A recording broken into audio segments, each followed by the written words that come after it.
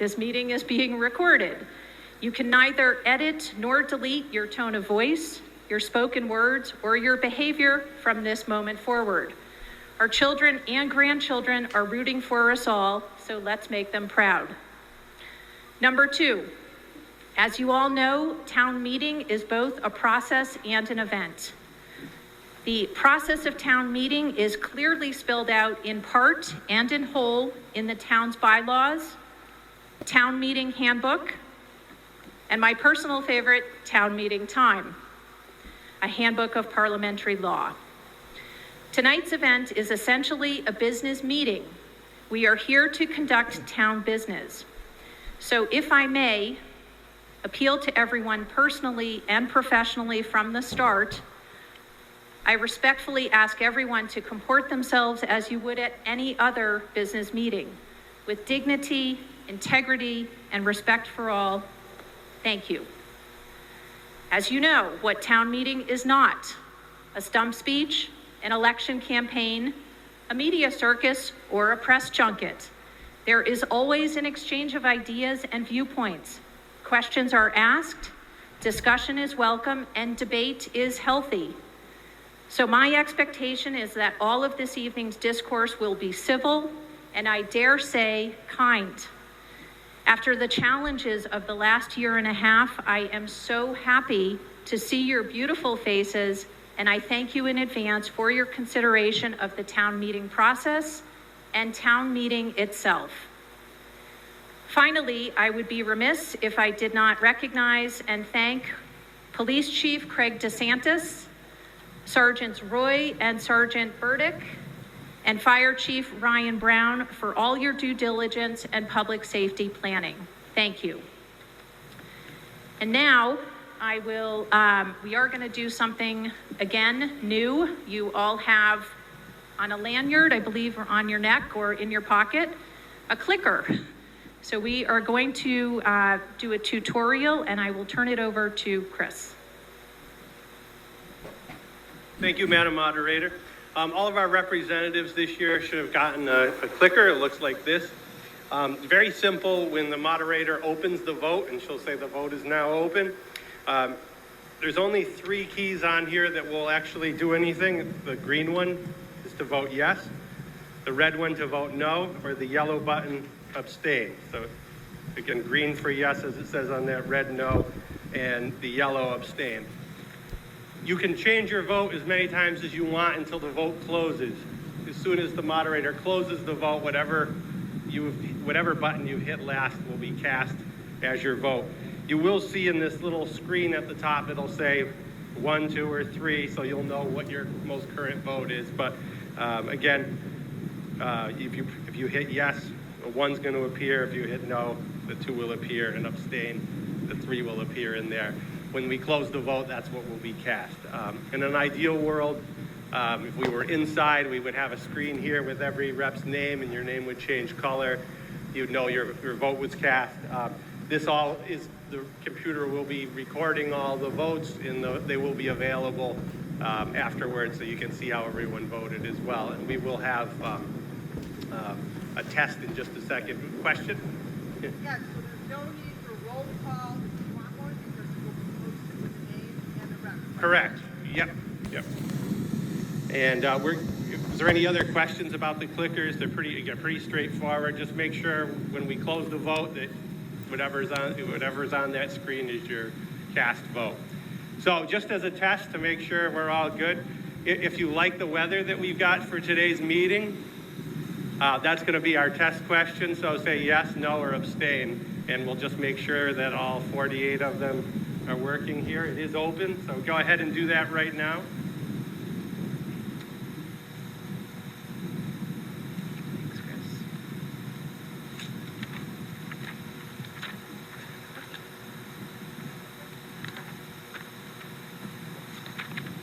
You do not have to hit the send button.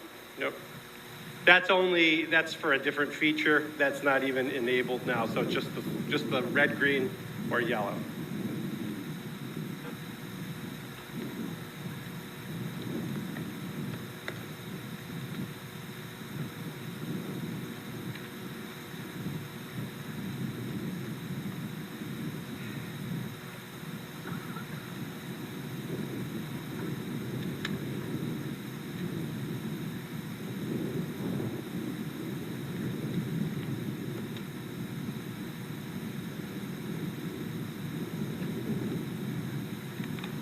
Are we ready to close the vote?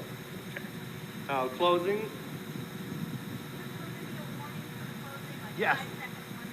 Yeah, the moderator will tell you we're going to close the vote, and then, yeah, we can do 5 seconds if that works. Perfect. And it is a one abstention, but everyone else said yes, they like the weather, so we're good.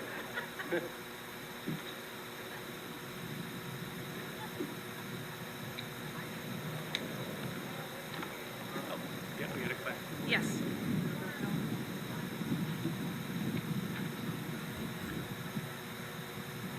Instead of this would replace the standing vote. So. Point of order, quick question. Yep. Matt Filio, District 3. I know I say this every year. If you'd be kind enough to actually come to the microphone so everybody can hear you on TV and here, that would be greatly appreciated to everybody here and at home. That'd be great. Yeah. I voted no. Oh, you know what? I just looked real quick on that to see, but yeah. Since it was a test, but we did have the right number. That was the important thing.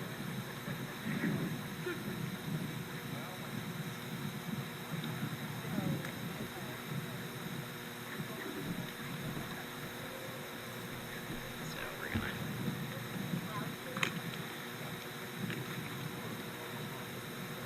Hi, I do have a question.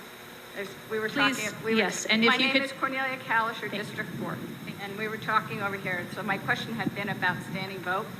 So right now, we'll be able to see, you'll be able to see, but the general public can't know what we're voting because we're not standing or sitting. Yeah, it'll be published afterwards. I know, but during the meeting, so that they know how to speak to us. Yeah, I mean, they would see it after the meeting. If you prefer to stand as well, I mean, I guess we I could, think that but would be good. you know, that would be the yeah. So that So, they know what again, we're if we doing. were inside, your name would actually turn color red or Right, green, and but- you'd see it. So since we're outside, if you wanted to stand Right, as well, so they I'm know sure what we we're could. doing because Yeah. otherwise they don't know what we're standing for.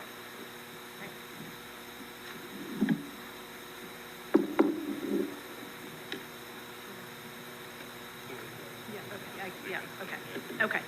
Thank you for that. I will say, I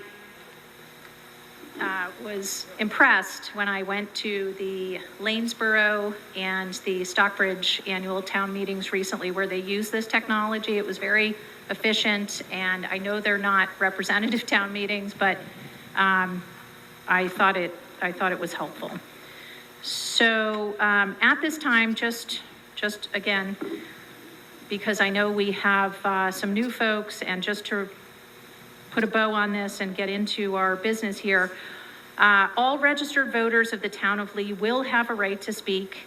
Town representatives will be allowed to speak prior to registered voters. And we do have these little 3-minute egg timers. The idea behind this size meeting with the business at hand and the number of articles on the warrant is that when there are questions or there is discussion, that you come to the microphone, you address the moderator, you identify yourself by your full name and residential address, and you state your point or ask your question and get the information, we clarify and move on. It's not particularly helpful to have the same points made over and over on any one article. So please listen carefully to what your colleagues are saying and asking. And a person who is not a registered voter of the town of Lee will require a majority vote of representatives to speak. As I just mentioned, all debate must relate to the motion and be directed through the moderator. I will recognize you, and when we get to the budget, that procedure, I'll review it when we get there. So if you stand up and come to the microphone and tell everyone who you are. Deidre Consolati, District 5. I have noticed in this town meeting handbook, page 21, it does not state that representatives go first. Actually, the way it reads is that let's see, the town representatives and Lee residents may argue the pros and cons of an issue, but only after they've been recognized by the moderator. So there is no particular order I would like to point out. Thank you very much. Thank you, Ms. Consolati. And as I said to someone else, another representative just before the meeting, and I remind you all, I don't know if I have a typo. I don't know if I misspoke. If so, I apologize. But I will check that. And I think without further ado, we're ready for Article 1. To receive the reports of the selectmen, town accountant, and the other officers, boards, and commissions and committees of the town. Good evening. I'm Bob Jones, I'm a member of the Select Board, and I have the honor of introducing the first article. Madam Moderator, I move that the town vote to receive the reports of the selectmen, town accountant, and the other officers, boards, commissions, and committees of the town.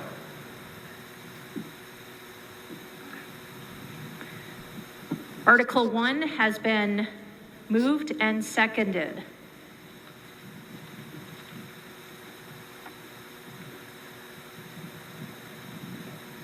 Is there any discussion?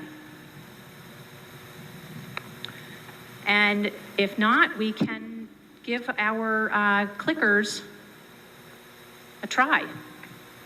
So all in favor of Article 1, you will vote yes. All opposed, you will vote no.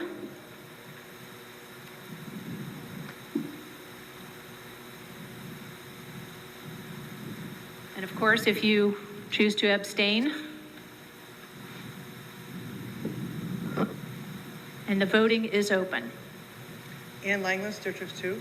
I was just going to come up and remind everybody that Cornelia had mentioned that for the people's sake who are watching and involved behind us, and maybe we could even just raise our hands when it comes to answering the questions. Not necessarily have to stand, but at least raise our hands so that everybody can see who their district people are and how they're voting for them and representing their district. Thank you. Thank you, Ann Langlis.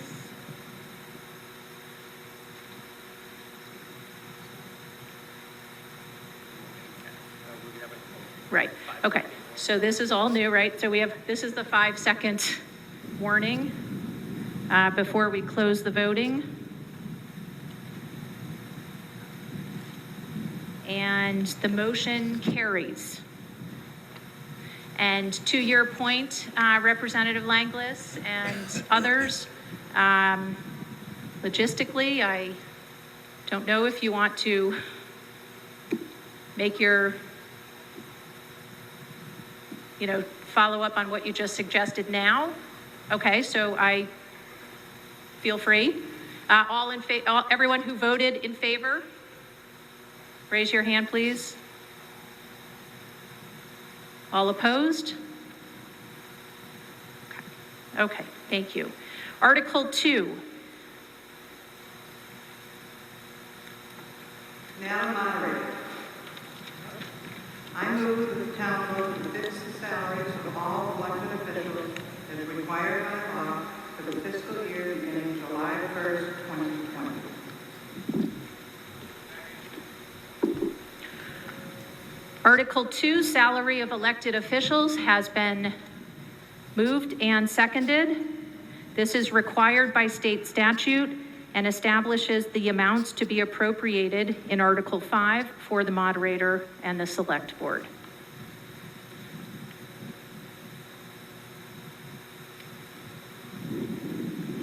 And the voting is now open. Oh, pardon me. Is there any discussion? I'm multitasking. And seeing none and hearing none, the voting is now open.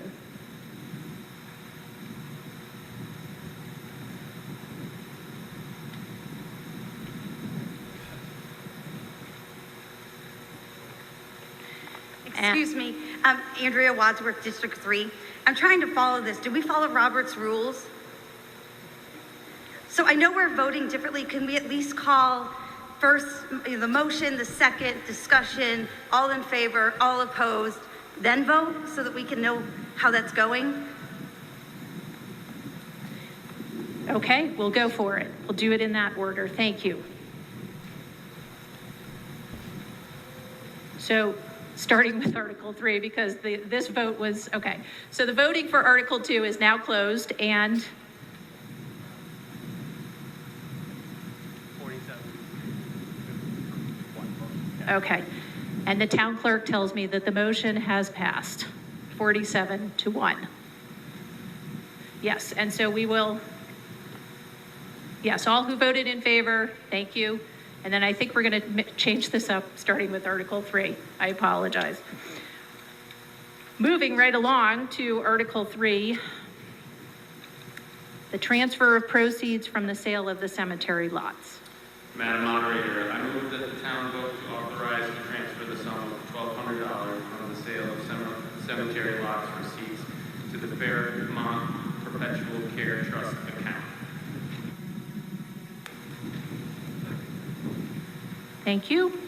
Article 3 has been moved and seconded. The Finance Committee does recommend approval, as you know from, I believe, your notes. And is there any discussion, any questions? All in favor, please raise your hand and click your clicker. And all opposed? Okay.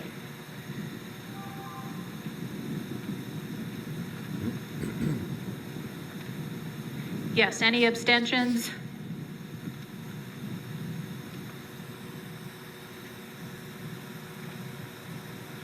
And I will tell you that the electronic voting is now closing. 3, 2, 1. And the motion carries unanimously. Article 4, fiscal year 2020, prior year bills. This vote does require 4/5.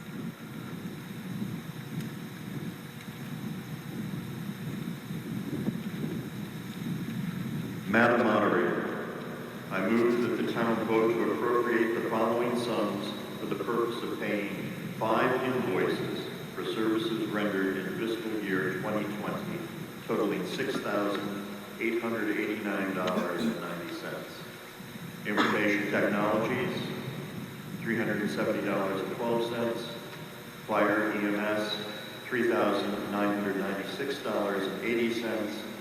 Water Department, $2,523, and further, to provide for said appropriation, transfer the sum of $6,889.90 from available funds.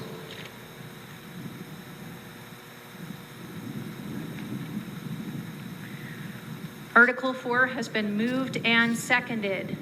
Is there any discussion?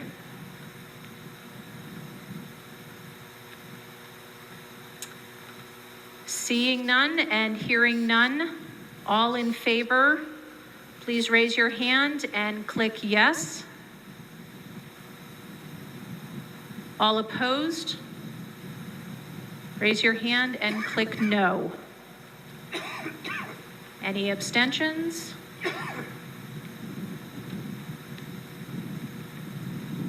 And the electronic voting is closing. 3, 2, 1. And Article 4 passes unanimously. Article 5, the Omnibus Fiscal Year 2022 General Fund Operating Budgets. Madam Moderator, I move that the town vote to raise and appropriate $20,810,971 for the maintenance of the several departments of the town as set forth in the June 24th, 2021 annual town meeting warrant.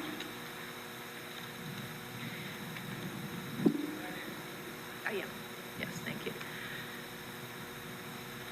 Thank you. So Article 5 has been moved and seconded, and this is where I believe I will read each line item. So I will do that now. And then if you would like to discuss any item, you will say hold, and we will come back to it.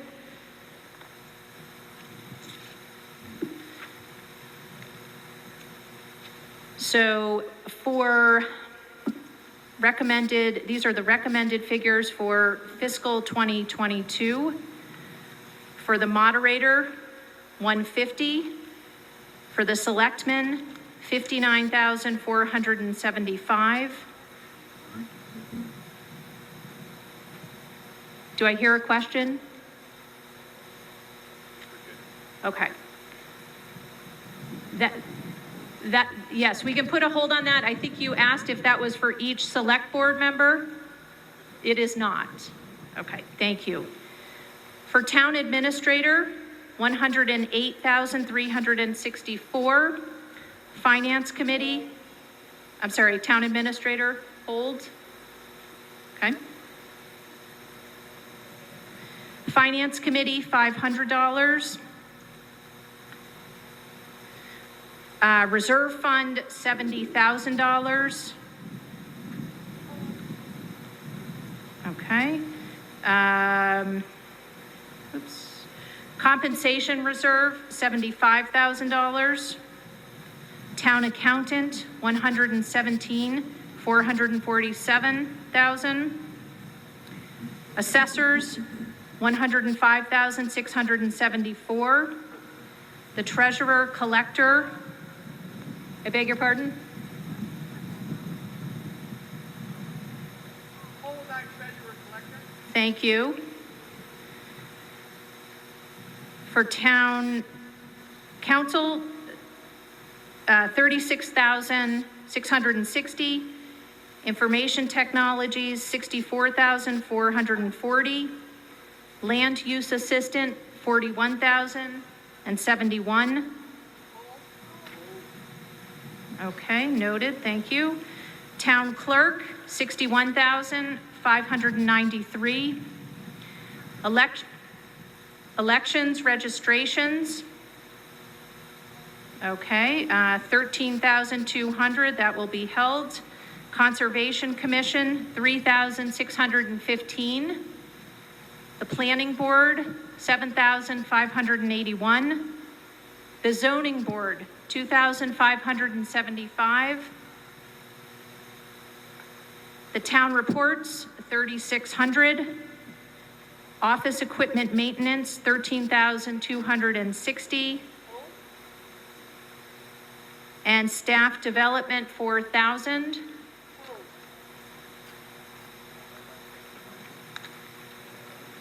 Okay.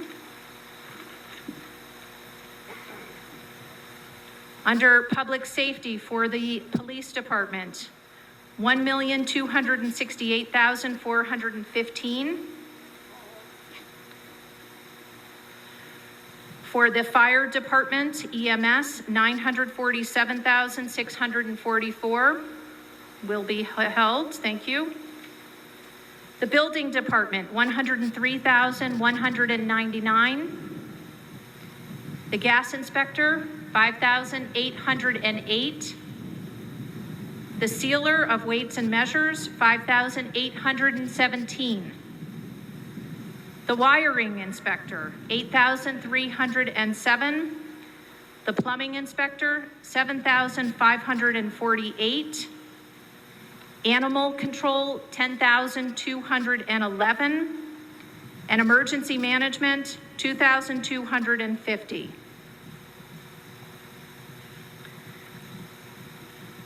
For the Lee Public Schools, under Education, 9,781,925. Under Public Works, Administration, Highway Construction, and Maintenance. I'm sorry, Administration. Okay. Okay. The town clerk tells me administration is 45,023. The next line item is highway construction and maintenance, $383,410. That will be held. Snow and ice, $451,841. Street lighting, $76,500. Forestry, $37,400. Forestry will be held. Thank you. Sanitary landfill, $24,150. Parks and playgrounds, $20,152. Public building, Eroldi building, $29,891. And the town hall building, $50,566.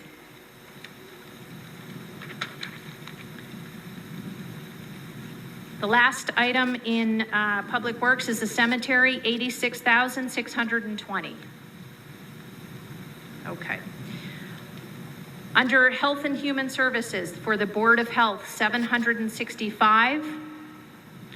Tri-Town Health, $432,973.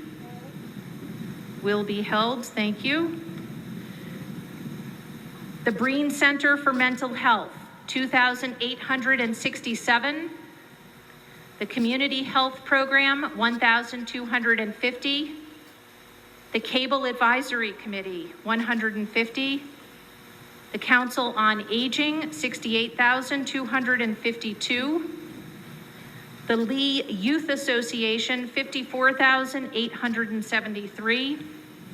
And Veteran Services, $75,957. Moving on to recreation and culture, and beginning with the Lee Library, including state sources, $302,143. The Sandy Beach, $50,604.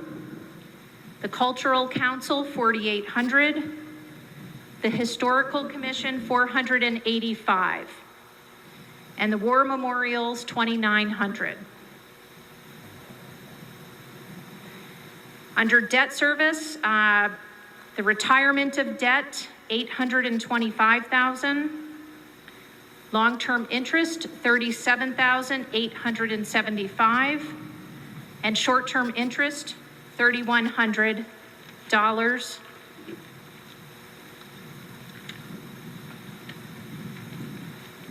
And moving on, under intergovernmental, we have the Berkshire Regional Planning Commission, $4,736.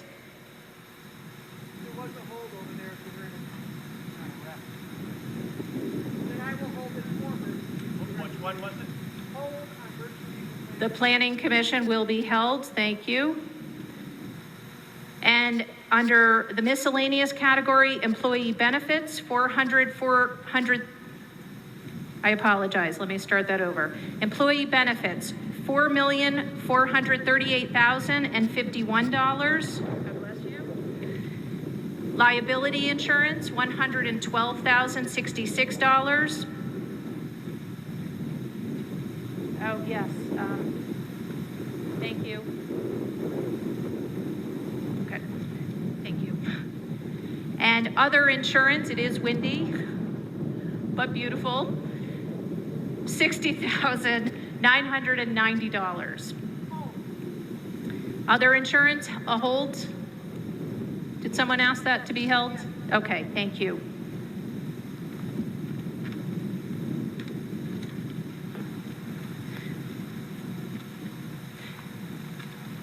You will also, I believe, see from your notes that the Finance Committee recommends approval of the entire town budget. But I know that we have holds, and thank you. And we will now go ahead and move on the non-held items. We will return to the held items and take each one in order. So,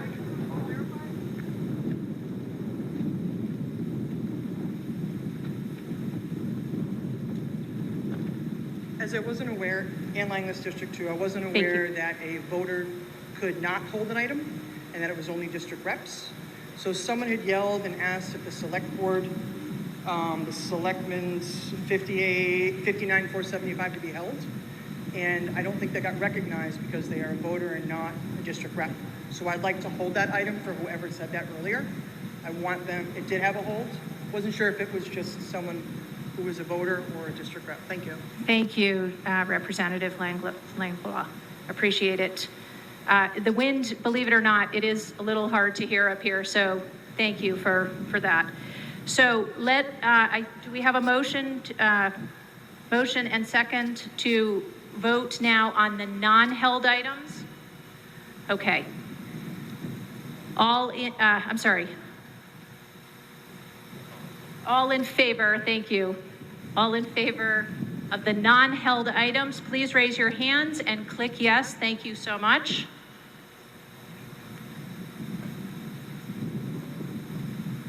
And all opposed, raise your hands and click no. And the electronic voting is in progress. Closing now. So the non-held items pass unanimously. That's great. So we will now take each held item in turn with discussion. I believe the first held item was for the line item for selectmen.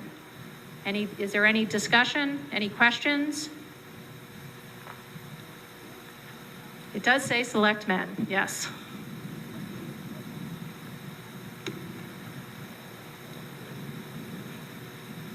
Ann Langless, District 2. So this was held along with many others. In the past, I have not been a district rep in some years. In the past, Bob Nason did a fantastic job of breaking down information and actual figures in between. This isn't like this anymore for me personally, and I've had some of my district voters actually call and ask me if I could ask these questions of the things I had on hold. I had posted some information online for other people to view it, and if we could get breakdowns of, so someone asked me, as just earlier, does one selectman earn $59,000 a year? I said they don't, but let's get a breakdown so everybody can understand it. Thank you. I know that is not for each select board member. I know that. Is there any further?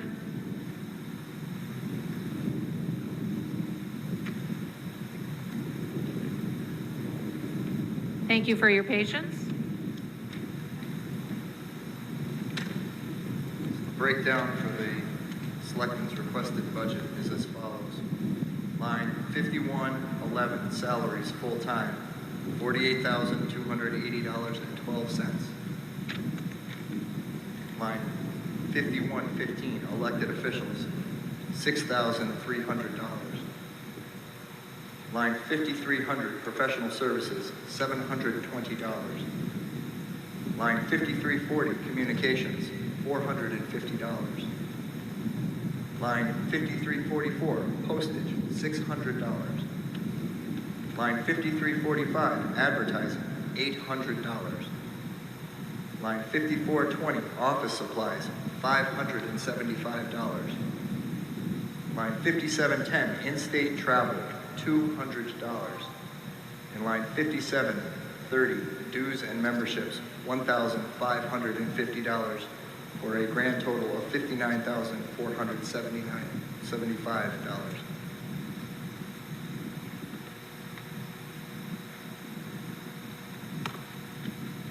Ann Langless, District 2. Could you please tell me and the audience what the 48,280.12? That line item is dedicated to the salary of the assistant in the office. Thank you.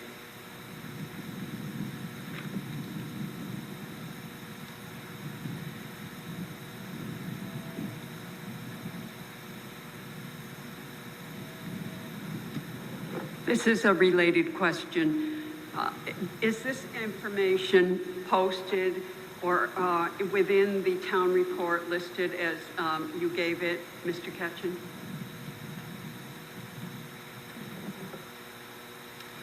It is not, but it is available in the Selectman's Office for public inspection. Thank you very much. So I am just offering this in the next year. I will make a motion on the floor that we have the town reports mailed to every citizen in the town rather than having them pick it up. Just to, that we have this information on hand. Thank you.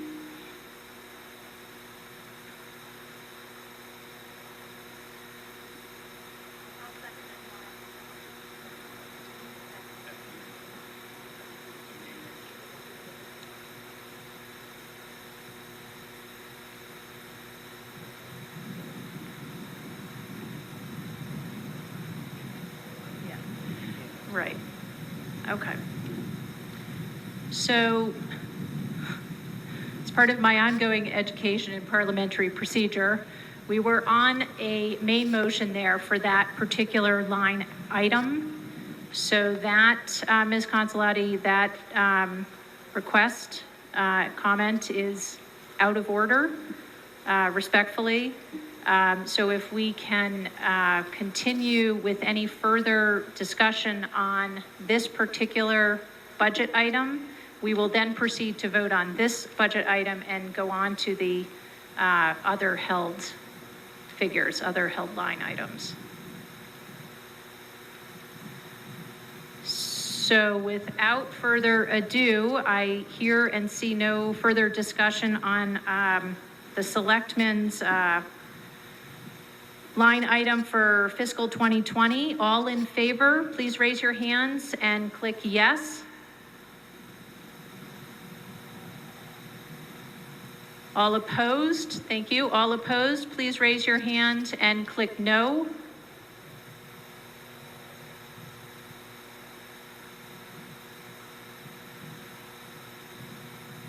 And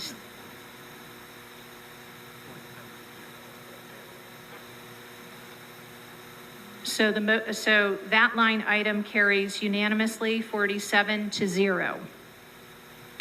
The next held item, Town Administrator. Is there any discussion? Please come to the microphone one at a time and tell us who you are and your residential address. And Josh Bloom, District 5 Rep. Thank you. I saw two hands go up in opposition to the last motion, so I just wanted to find out if the hands in opposition were noted in the, were correlated. No. Okay. Where did the, got it. Okay. Thank you. thank you, Representative Bloom. That's important and clarifying. Thank you. Jim Castagnaro, District 1. What's with the 15% raise? I mean, is it a 40, 50-hour week job? I mean, he works for two towns. And I think Lennox makes out a little bit better than we do. I don't believe anybody's worth 15% raise, so.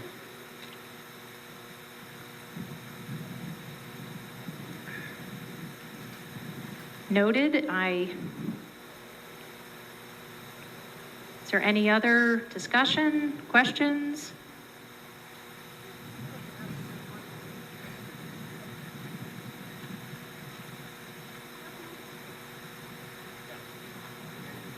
I'm just also curious, as the last one, in Langless District 2. Yes.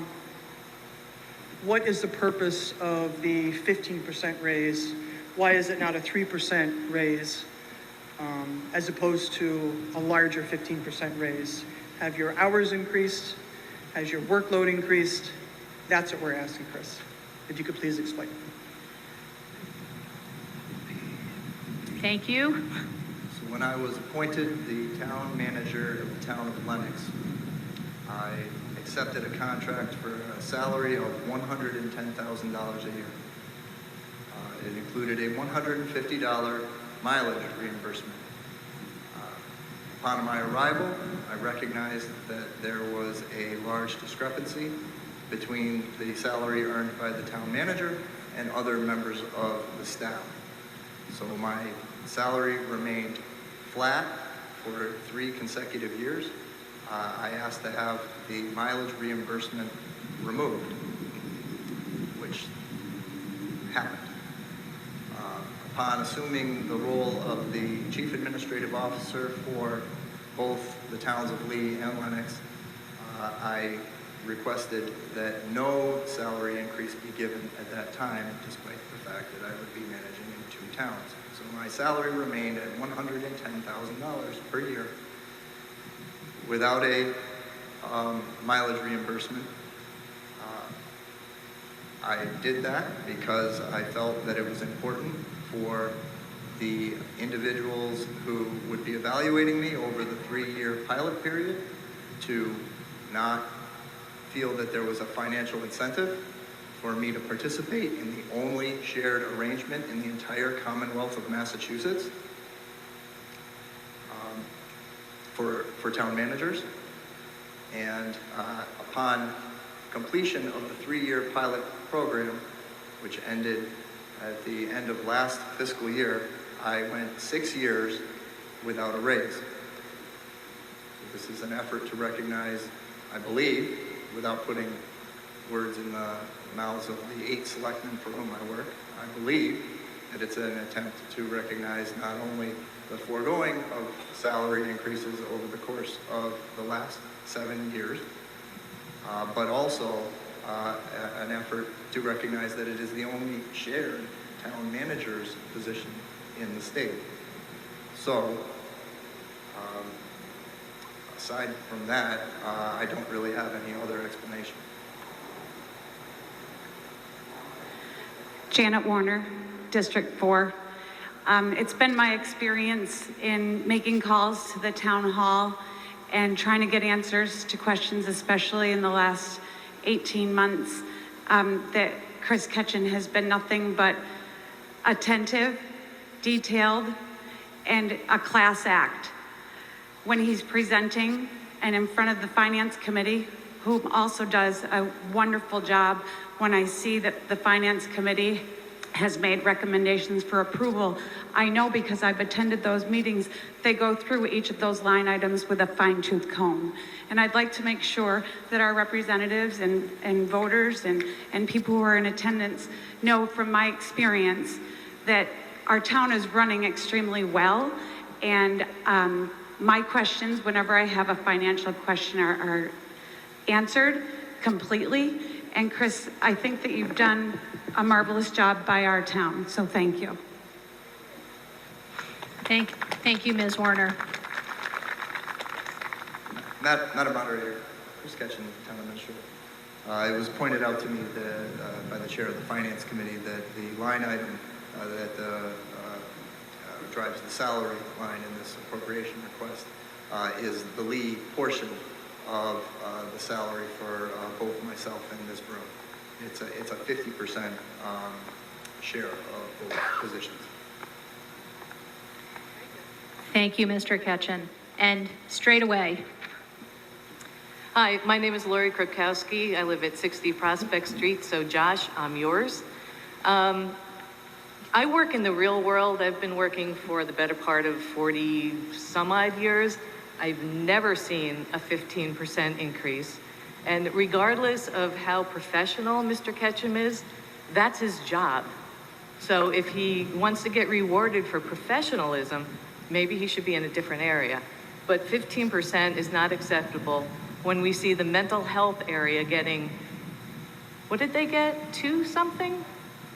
So no, Joshua, please, on my behalf, vote no for this. Thank you. Is there any other discussion? So we will now vote on the recommended amount for Town Administrator fiscal 2022. All in favor, please raise your hand and click yes. And all opposed, I'm sorry, please raise your hand and click no. And if you're abstaining, you know what to do. And Voting is closing in 3, 2, 1. So that line item also carries by a vote of 41 to 3 to 3. And we move on now to the reserve fund. Hi, Andrea Wadsworth, District 3. I would like to say, this line has always kind of been a bugging for me, because when we asked what this was, originally 3 years ago it was $150,000. Then I believe it went to 70 and 70. And Chris, please correct me if I'm wrong on those numbers. But it is a salary compensation line. And that was because 3 years ago, the budgets were level and the salaries were held in this line. Now, I'd like to commend the town manager, town administrator, for now putting the salaries in the right place. But if now they're recognized in their budgets, respectively, why do we need to hold 70,000? And before you say it's because people are going to retire, I'd like to know who's retiring with the $70,000 benefit. And all of that is union or contract driven. So when we have an article in the FY21 budget for $50,000 that was not acted on, and then we're going to hold $70,000 for raises, I think that's a misuse of funds.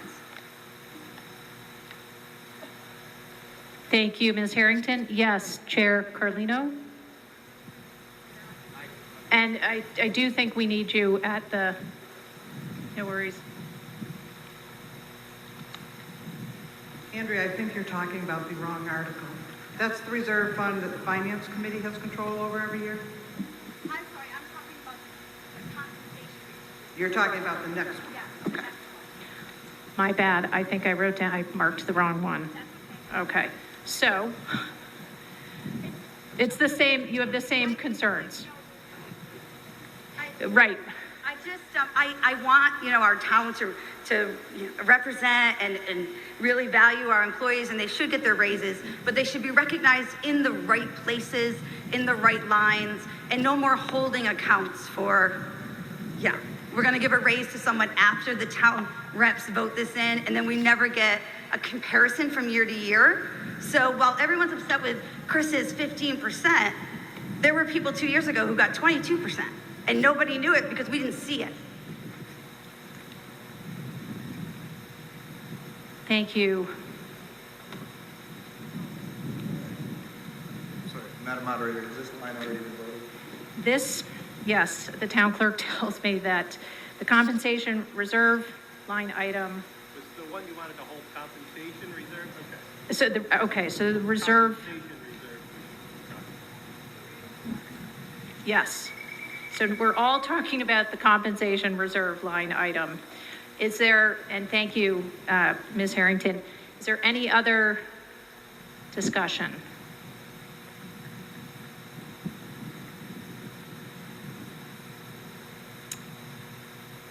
We will proceed to vote now. If there is no further discussion, but I see some. She asked a question, but nobody's answered it. Thank you. I heard a question the first time, and I thought that was, we were on the wrong line items. Then I heard a comment. I didn't hear a question, but would anyone like to address the point that Ms. Harrington made? I'm sorry. I guess my question is, do we need to hold $70,000 in a line item when we can't fund the $50,000 that was voted on and approved in a current budget?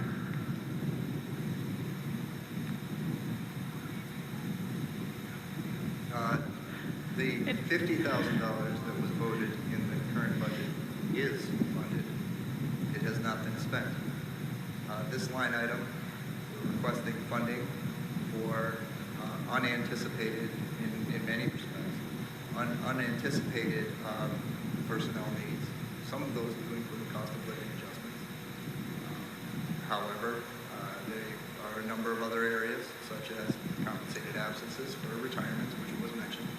It also funds overlapping tenure for folks who may be leaving town service for any reason, including retirement, presenting an opportunity to cross-training, other forms of training.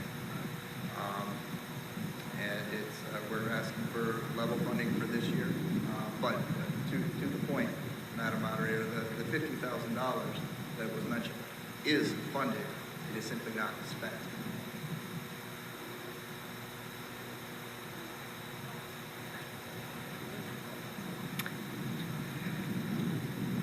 Well, then I'd like to make a motion to amend this line to only be $35,000.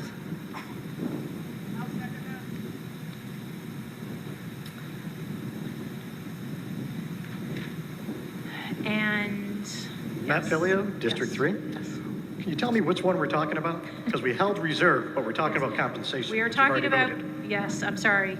We are We're already talking about past that. the compensation reserve. You held reserve. You held reserve. That's why we're still talking about reserve, but we're talking about compensation, which we can't. We've already voted on it, passed it, and we're still talking about it, but we're supposed to be talking about reserve, correct? Okay, thank you. Sure. Okay, so I will make a motion that we amend the line for the finance reserve to $35,000 and let the town manager deal with it for journal entries. I want to make something very clear. We will never journal entry from one appropriation made by this town meeting to another. That will never happen under me.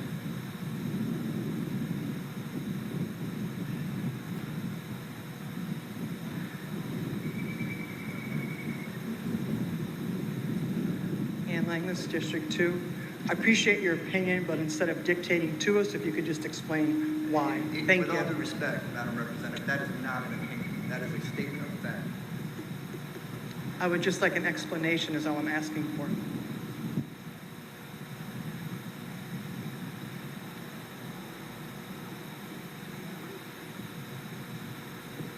Hi. Okay. There is a motion to call the question.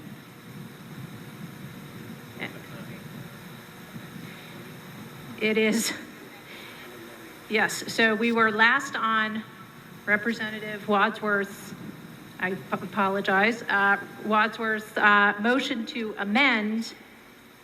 You said, I think, the finance reserve. Yeah, and I just wanted to make a motion to call the question of the reserve fund line item. Yes. So Representative Wadsworth, can you put this in writing for us, please? And we will vote on the amendment. I did hear a second. Okay. So, just a refresher on a motion to call the question. If you want to continue debating, you vote no. If you want to vote, you vote yes. This is going to end debate. It's a 2/3 vote.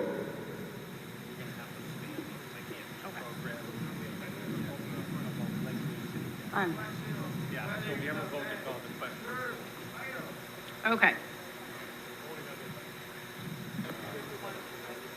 Bear with us. Chris is, town clerk is getting the, opening the voting.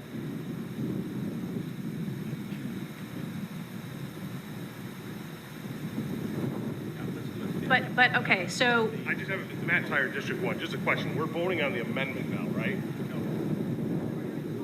So we are voting on the call then? that is my understanding. We're going to do a standing vote now on, to call the question. Okay. Thank you. And we'll ask for a standing vote. All in favor, please rise. Stopping, yes. We're going to end debate. So I think that motion carries, but all opposed may also stand for the record. Okay, thank you. Thank you. Back to the motion to amend, which I think I can see is being put in writing. I know it was seconded. I don't know if we need to have that re-seconded, but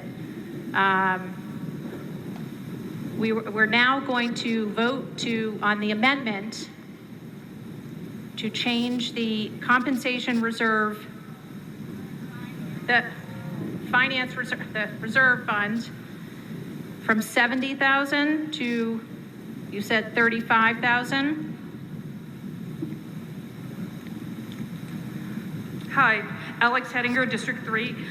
Just for clarification, I'm wondering if you can use the code numbers. Do you have those there on any of your papers? Because if we just say, 132 reserve fund, to me that's a little bit clearer than which reserve is it? Thank you, Representative. I have that back here, but it's so windy that I'm using the date stamped warrant from June 4th.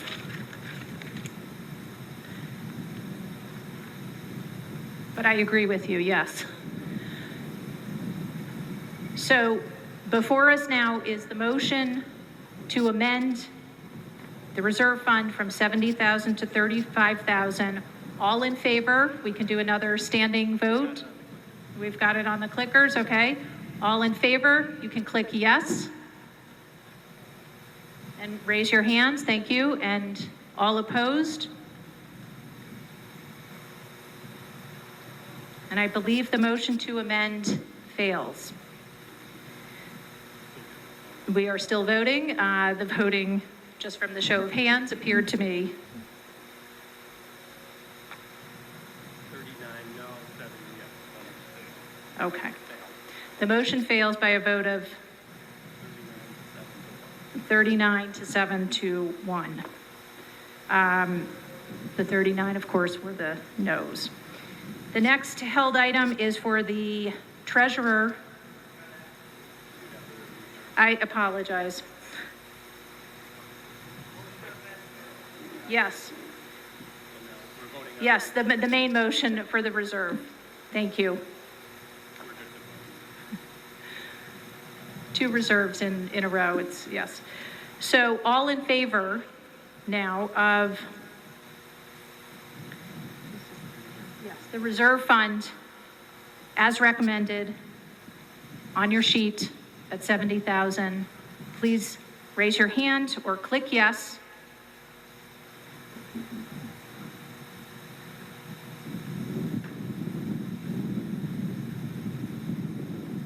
And all opposed, raise your hand and click no.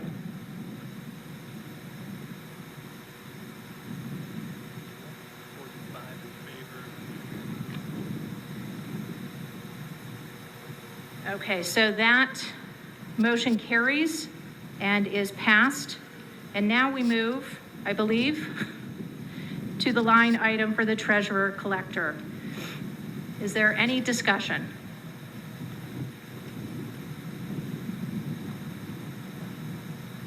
Yes.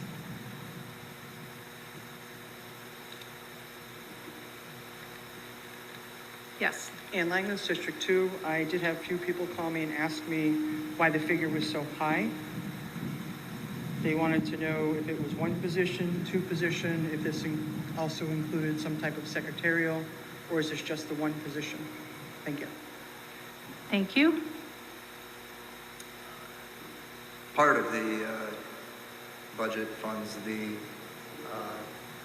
treasurer collector, the assistant treasurer collector, and as well as the treasurer collector's assistant position. So it's 3 positions along with the expenses for the entire department.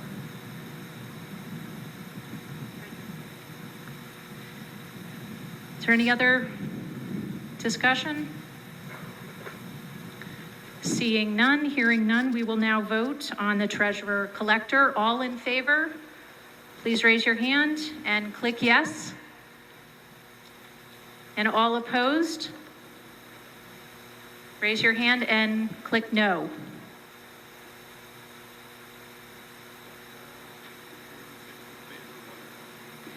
And that also passes by a vote of 46 to 1. For the land use assistant, is there any discussion?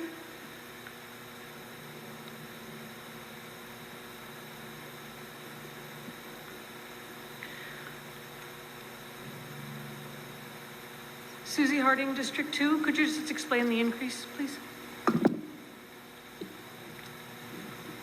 Yes, we recognize the need for additional support in the land use office. This expands the position from, I believe it was 24 hours a week to 40. Thank you. If there's no further discussion, we will now vote on this line item. The land use assistant, all in favor? Please click yes. All opposed, please click no.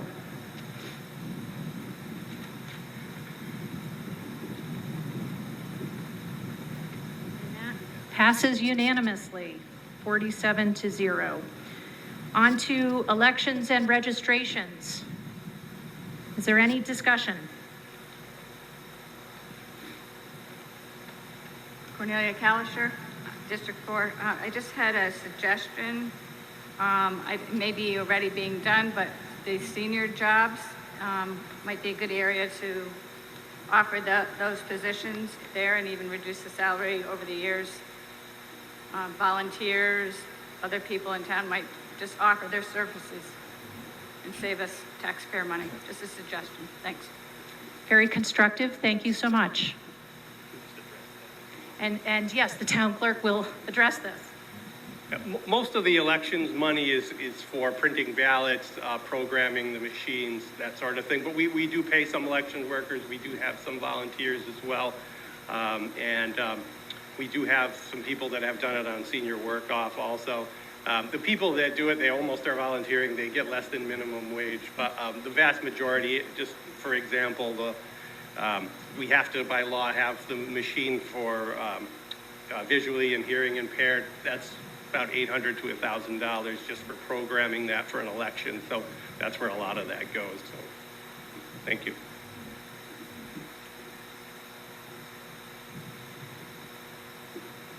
So we're, I believe, ready to vote on this item for elections and registrations.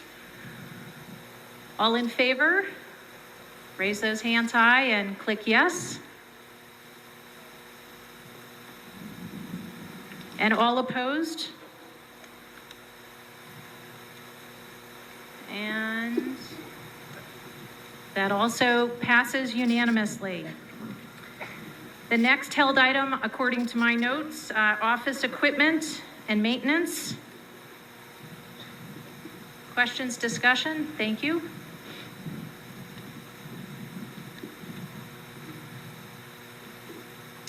Again, Ann Langlis, District 2, just looking for a quick breakdown of that and the same with the staff development. Just so people understand what we're spending their taxpayer dollars on. That's all.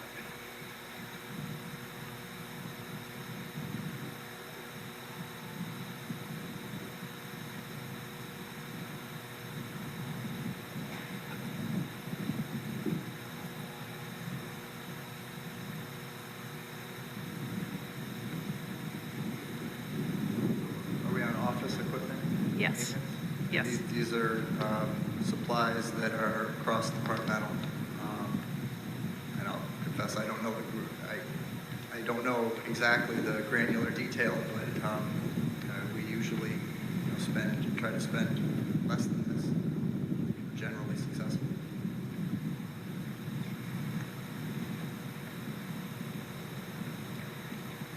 Any further discussion? If not, we will open up voting. All in favor, please raise your hand. Vote yes. Click yes on your device. Opposed, raise your hand and click no. And that passes unanimously. The next line item held is the one for staff development. Is there any discussion?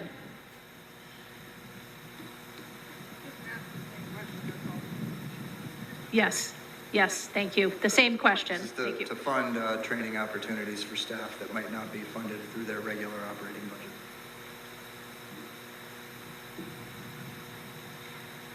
And I think we will proceed now to the vote. All in favor? And all opposed?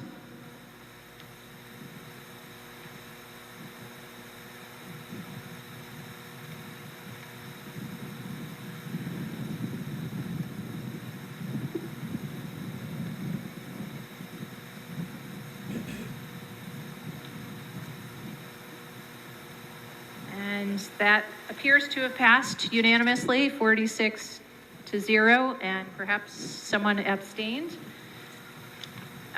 Moving on to the next page, the next held item under police. Is there, I see we have some discussion. Questions? Hi, two questions. Can you explain the increase, and has there been any change in our crime rate over the last year? Thank you.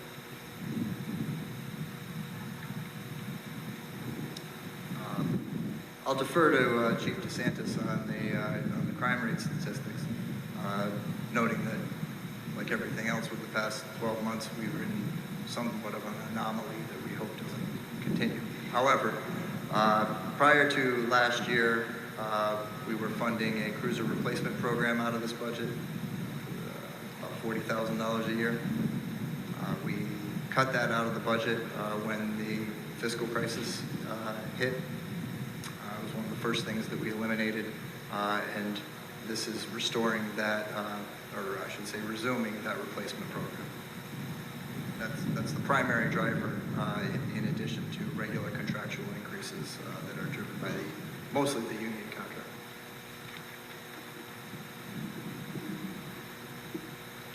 Any further discussion, questions? Oh, and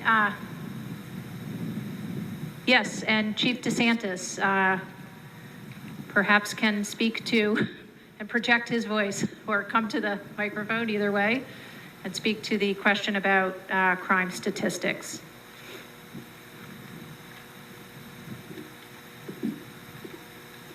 Hi, Craig DeSantis, Chief of Police for Lee. Generally speaking, they're pretty stable. Our call volume did go down a little bit. I would attribute that to COVID. Having said that, the complexity of some of the investigations we had to handle went up, which was a significant increase in time needed to handle and resolve some of those investigations. But generally speaking, it's a fairly stable crime rate. Thank you.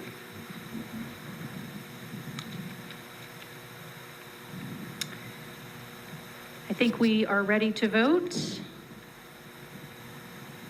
And all in favor? Raise and click yes, and all opposed can click no. And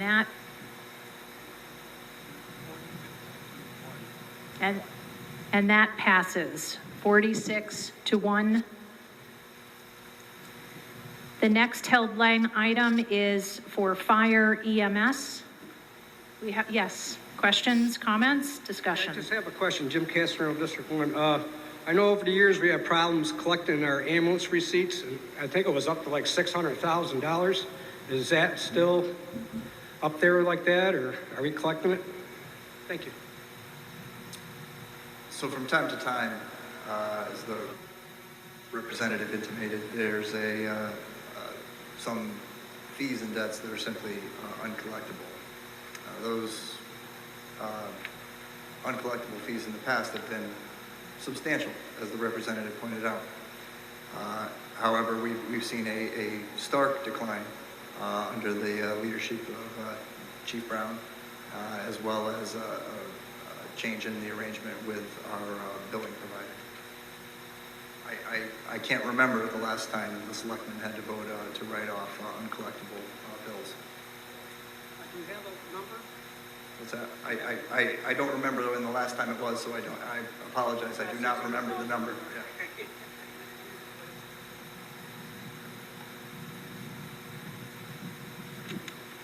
The Finance Committee Chair points out that it's an 87% collection rate at present. Thank you. Yes. Kathy Dowse, District 4. I was a former member of the volunteer ambulance squad in my younger days. Only recently did I have my first ambulance ride. And I just want to sing the praises of having paramedic service, as well as the conduct of the personnel that assisted me. And these are services that you don't really appreciate till you need them. And my only comment is, I hope they don't do 24-hour shifts, or if they do, I want them to come in their first 8 hours to me. Thank you. Thank you, Ms. Dowse. Thank you very much. Yes.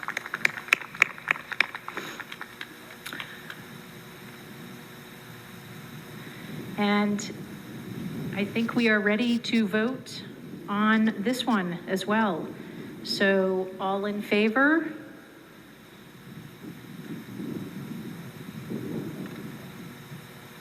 The votes are coming in, and all opposed?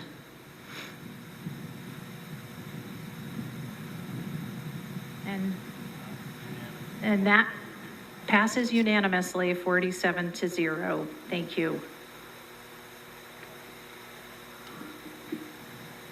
We move now to highway construction and maintenance. That, just so we're all clear, is a figure of $383,410. Is there any discussion? Yes.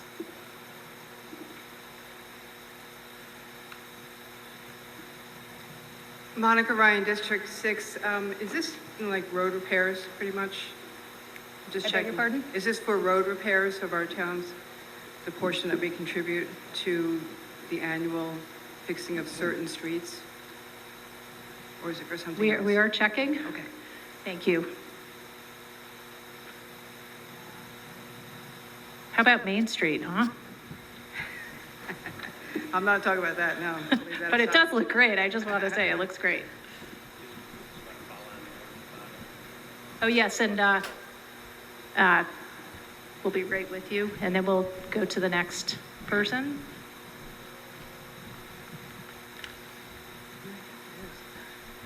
Essentially, the answer to the question is yes. I was simply looking for any remarkable anomalies in the expense side. And Okay. I have not.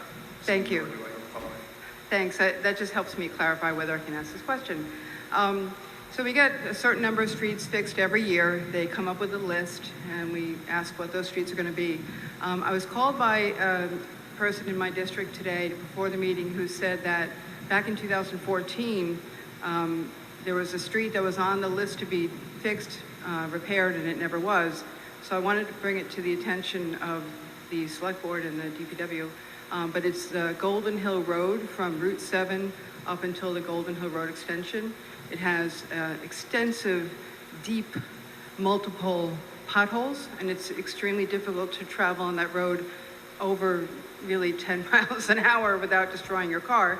So that's one road that I heard from a constituent on, and I also agree with them because I use that road a lot. So that's the Golden Hill Road from Route 7 to the Golden Hill Road extension is a disaster. And the other road is, doesn't have as many residents on it, but it's the road that goes from Summer Street down to the Causeway is a very steep hill, and it has extremely deep potholes there. Some of them are almost a foot deep. And so you really have to travel carefully on that steep hill going down and coming up. It looks like they did some work on it at the top of the hill this year, thank you. But there's more work down the road. It's just a real danger is where, I just want to bring that to your attention and hope that this money will be spent on at least those two streets. Thank you. Thank you, Ms. Ryan. I believe we have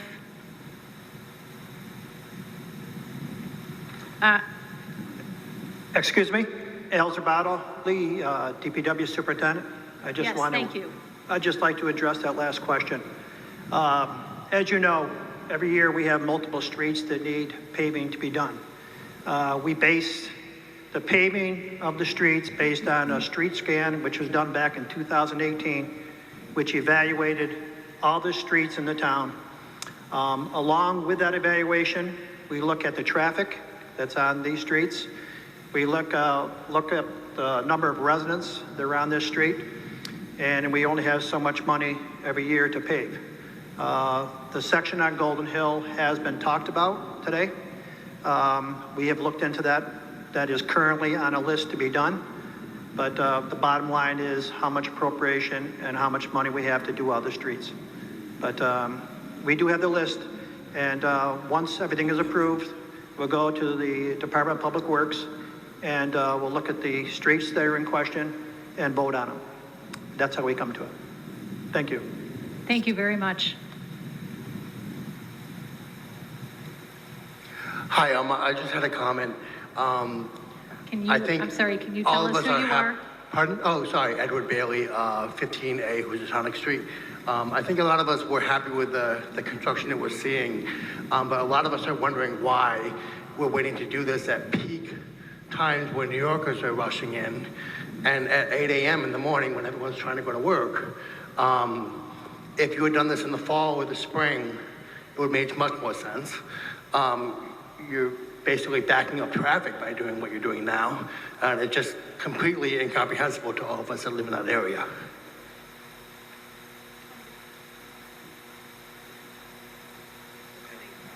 Thank you, and we will address this. Thank you. Thank you. Madam Moderator, Christopher Ketchen, Town Administrator.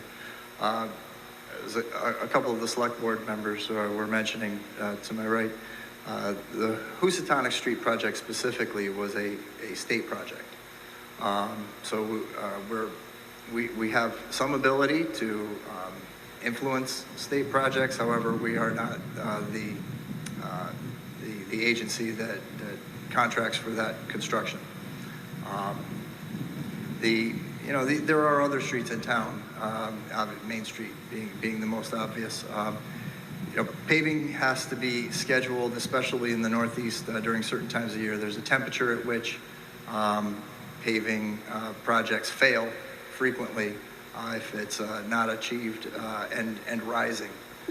So it's got to be 40 degrees and rising.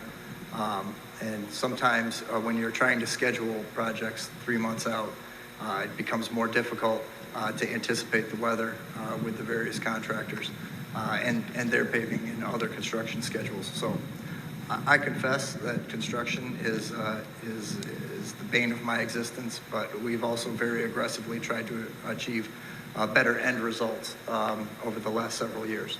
So we really appreciate everyone's forbearance with the construction. Thank you.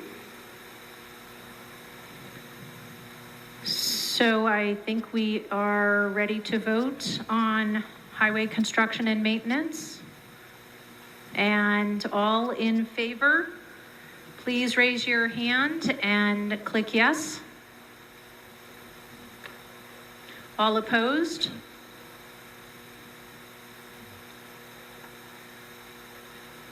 And that passes unanimously. Forestry.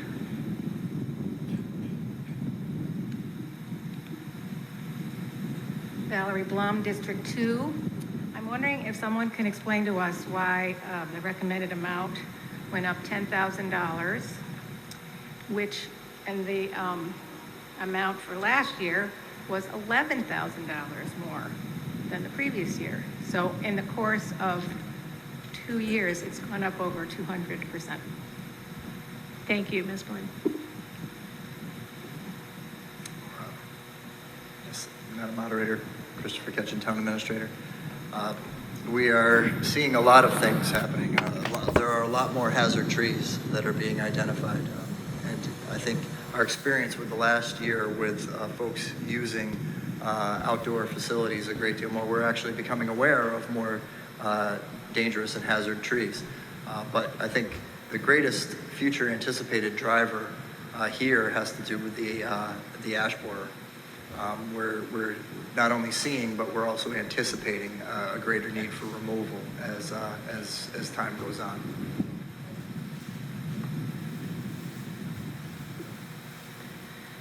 Yes, Ms. Langlois? We're still on forestry. Correct?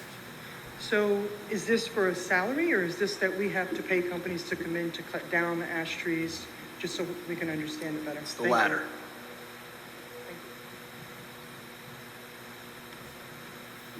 The latter, no pun intended, that's good. So we will proceed to the vote. All in favor? Raise those hands, thank you, and click yes. And all opposed?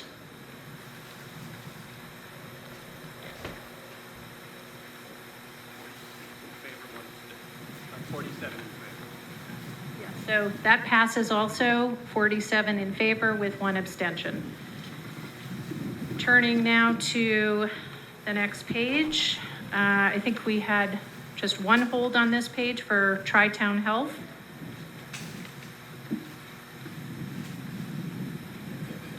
Kathy DeVarens, District 2. Just questioning the increase there, and then was that just an absorption of the Porchlight V&A? Just curious. Thank you. And I think we have a response. Kathy, Ms. No Dowse? question. If you'd like to follow through with her question, that's fine. I'll wait. Okay, so can we hear from Mr. Willis behind you? Hello, Jim Willis, Director of Tri-Town Health. The increase does absorb significant amount of porch light services, less than the school nursing costs. Thank you very much. Kathy And yes. Dowse, District 4, Yes. a former employee of the Lee V&A for many years. I was just specifically wanted to know what services. Flu clinics, blood pressure clinics, advisory, teaching. Sure. Formerly, Porchlight was paid to do school nursing for St. Mary's, which was a significant cost, and the remainder of that was for blood pressure screenings, the surveillance system for flu investigation, COVID-19, blood pressure screenings, and that was really all we funded for.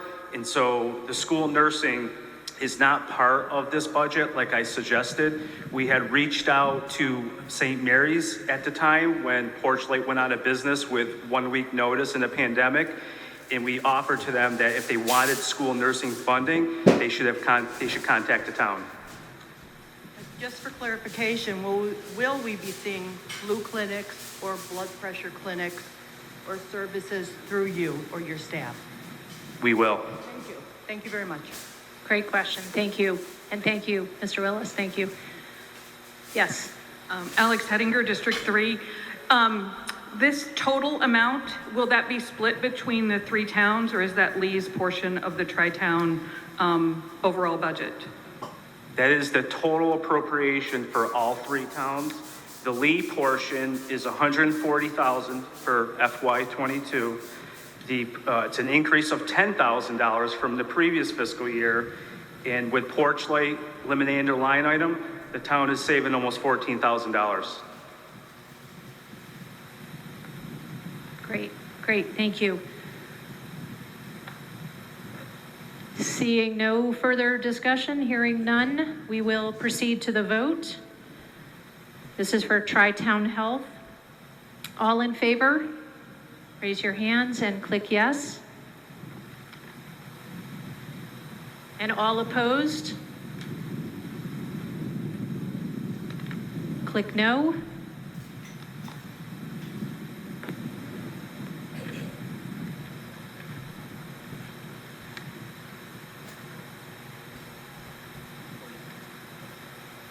And that passes 46 in favor with 1 abstention. On the next page, I heard a hold, I believe, for the Berkshire Regional Planning Commission. Is there any discussion? The dollar amount, it's the next page.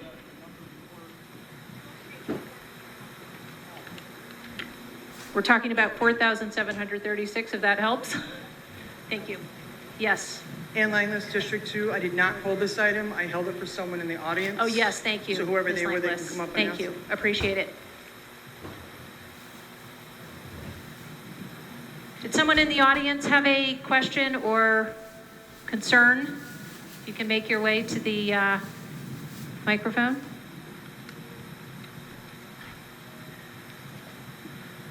And tell us your name. Thank My you. name's Cindy Mathias, 60 Middlewood Avenue. I'd just like to ask one question. What does they do for the town of Lee that we give them about that much every year? Thank you. So the Berkshire Regional Planning Commission is the metropolitan planning organization for Berkshire County. They issue an assessment to the 32 member towns. In the MPO, they conduct the planning around the transportation improvement plan, both the municipally funded projects as well as the state projects. That's where I'm most familiar with their work, but there's a number, actually a variety of areas that are non-transportation related where they coordinate planning for the entire county. They also played a very large part in the discussion of the GE and the EPA dump. They're like behind it, and they had many executive secret meetings where they didn't release the minutes since 2013 until recently. They're a nonprofit, and I think we need to look into to see if they got any funding from GE, to see if that's one of their donors. I think we have to be wary of these people. Thank you. Thank you. I will point out that I don't know what their status is as a nonprofit, but most nonprofits have to submit what's called Form 990 to the IRS. You can find Form 990s. I don't know if Berkshire Regional Planning submits one or not as a quasi-public entity, but that may be one source to answer whatever question you may have. Thank you. Yes. How you doing? Buck Donovan, District 1. I'm also current treasurer of the Berkshire Regional Planning. And an accusation like that is just totally out of line. Berkshire Regional Planning works tirelessly for the economic development of Berkshire County, Lee included. It's a really, it's a great resource for all the towns, and to bash it already like that with an accusation is ridiculous. Thank you, Mr. Donovan. Is there any other discussion? And we will proceed to the vote. So once again, all in favor? And click yes. This is going to be really cool when we're indoors and we can see it up on the thing, but there's a lot of glare. That looks like it passes 45 in favor, 1 opposed, and 1 abstention. And then, bless you, we have another item here, the other insurance. Yes, Ms. Langlis?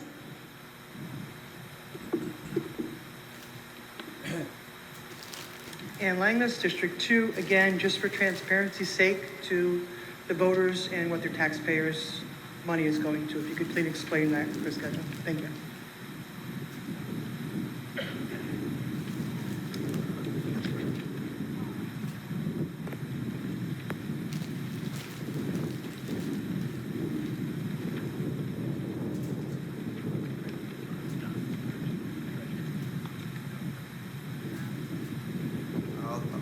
I'll defer to our treasurer, who is the risk manager for the town on this, but this has to do with primarily public safety officers. I'm Donna Toomey, treasurer collector. Thank you, Ms. Toomey. Thank you. This other insurance is for injured on duty insurance. All of our employees are covered by workers' comp insurance except for police and firefighters. By Mass General Law statute, we are required to carry injured on duty insurance for them. And that's what this is for. Thank you so much. And seeing no further discussion, hearing none, we will proceed to the vote. All in favor, please raise your hands and click yes. And all opposed, please raise your hand and click no. And that passes unanimously. And we now move on to Article 6. Madam Moderator, I move that the town vote to transfer from available funds the following sums of money for capital expenditures of two departments of the town as follows. Town buildings, $12,500, town clerk, $1,000, technology, $20,000, youth commission, $25,000, community center study, $20,000, police, $5,000, Sandy Beach, $12,000, public works, $330,000, and Lee Public Schools, $100,000 for a total capital of $525,000.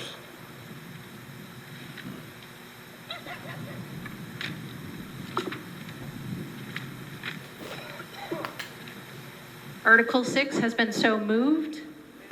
Oh, beg your pardon.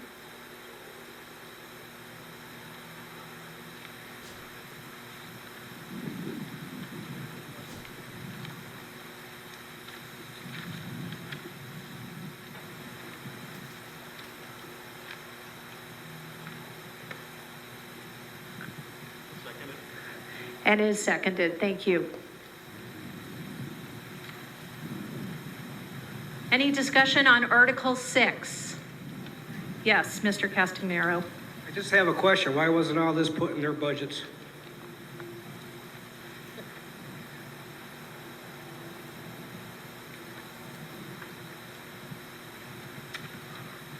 We usually attempt to bifurcate operating costs, the costs that are required to run the budgets of run the operations of the various town departments in any given year without capital improvements.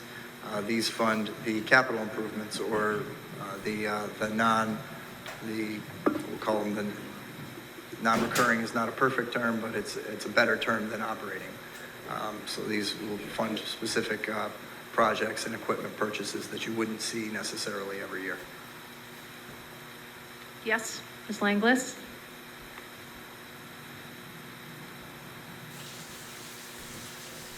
And Langley District 2, the Public Works for $330,000, is that equipment? Is that, if Al could explain that? Thank you. Thank you. Actually, it makes up, sorry, Madam Moderator, Christopher Ketchum, Town Administrator. There's a number of projects associated with this appropriation, and there was a table that captures these in the letter that was available tonight and that was mailed and also on the website.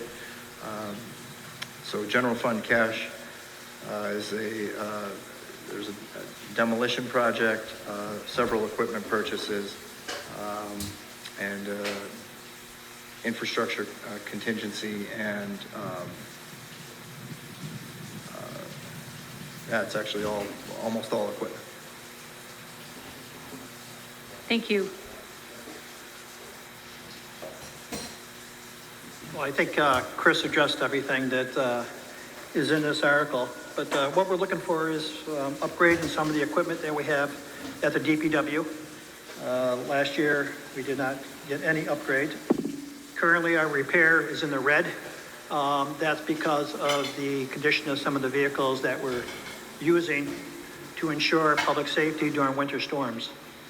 We're looking for a 1-ton roller, which we're currently renting one now. That the rental fee will be going towards the purchase of this roller, which is essential for day-to-day operation. We're looking for a mini excavator. This will enhance the operation at the cemetery and also water projects and so on and so forth, just day-to-day operation. We're looking for a sidewalk plow broom. This is something to be done used for snow removal, along with water breaks and just any kind of general construction needs we have daily. We're looking for 2 garage lifts That way, we can do more maintenance in the garage rather than subcontracting a lot of the work out. And we're looking for a 550. That's a mid-size truck. This is a four-wheel drive vehicle. Last winter, we had trouble with both our vehicles, and we actually had to use pickup trucks on these routes just to ensure that the public would have safe passage. And we're also looking for a new pickup with a plow, which we can use in the alleyways and in small areas, or if a truck goes down, that can get us through a storm. That's the gist of everything we're asking for. Yes, we do have a full-time mechanic. Yep. Thank you for all those details. Appreciate it. And I should note the Capital Outlay Committee and the Finance Committee both recommend approval for Article 6. Is there any further discussion? Yes, please. And please just tell us who you are and speak into, yes. William Rochek, District 4. And can you speak into the microphone so everyone can hear? Thank you. I'm just trying to clarify something. He said 525,000. He didn't put the 500 on the end of it. He should have, and if it goes in and it's on record, that's what we're voting on. So would he just put the number down? So you're saying 525,500.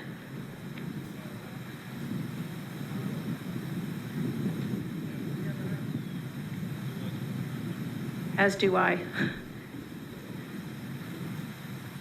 So bear with us.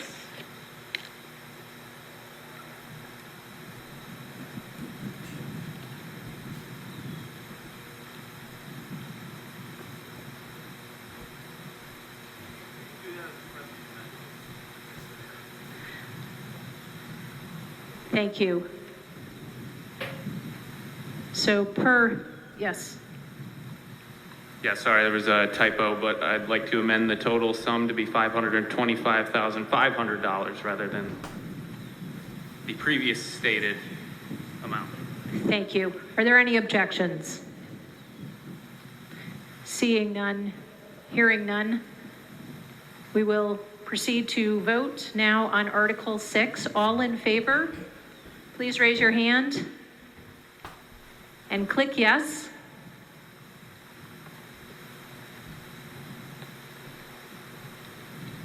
And all opposed, raise your hand and click no.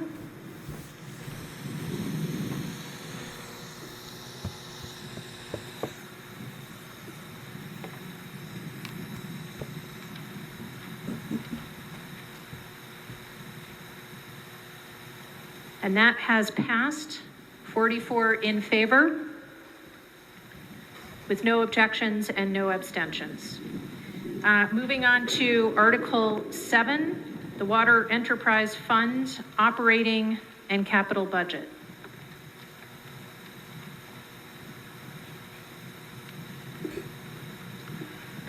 Madam Moderator, I move that the town vote to make the following appropriations to fund the fiscal year 2022 budget for the Water Department. Water operations, $1,123,751. Capital expenditures, $42,500 for a total of $1,166,251. And further, to provide for said appropriations from the following sources of revenue and available funds. User charges, $1,123,751, and retained earnings, $42,500, for a total of $1,166,251. Article 7, so moved. And seconded. Is there any discussion? Seeing none, hearing none, we will proceed. All in favor, raise your hand, please, and click yes. And all opposed? You may raise your hand or click no.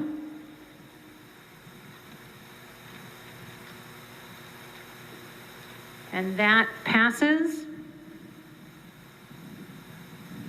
with 47 in favor. No objections, no abstentions. On to Article 8, the Wastewater Enterprise Fund Operating/Capital Budget. Madam Moderator, I move that the town vote to make the following appropriations to fund the fiscal year 22 budget for the wastewater department. Wastewater operations, $2,214,139. Capital expenditures, $22,500, for a total of $2,236,639. And further, to provide for said appropriations from the following sources of revenue and available funds. User charges, $2,214,139, and retained earnings, $22,500, for a total of $2,236,639. Article 8, so moved and seconded. Any discussion, questions, comments? Seeing none, hearing none, we will vote. All in favor, please raise your hand. Click yes, and all opposed, you may raise your hand and click no.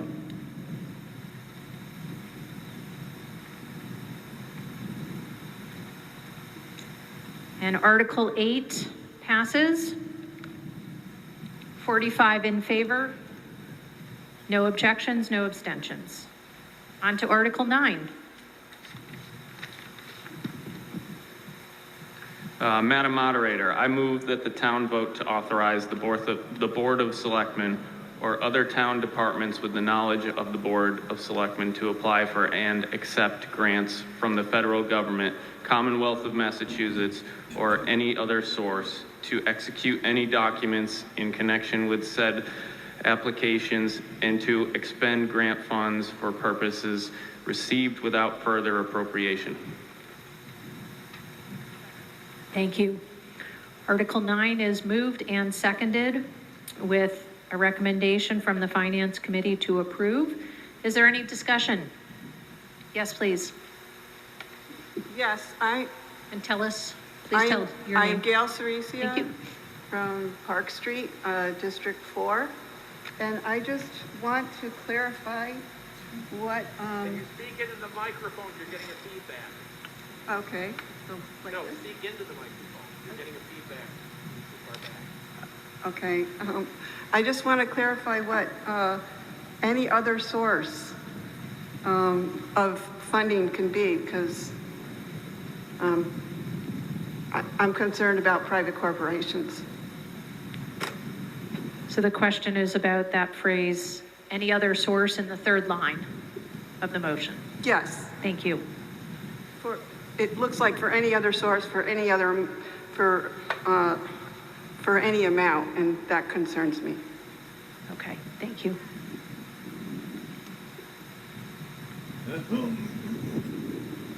That could apply to multiple scenarios. I suppose the most frequent example that I could think of is a gift account. You know, someone gives a gift of funds to the town for a particular purpose. This practice allows the town to expend those funds for the purpose of the gift, in my example, and it's probably one of the more frequent ones, for whatever purpose it was gifted. That's an example. Okay, what I guess I'm concerned about is recently the select board accepted $25 million for a contract, and I don't know if that can fall under this clause, under this article, excuse me.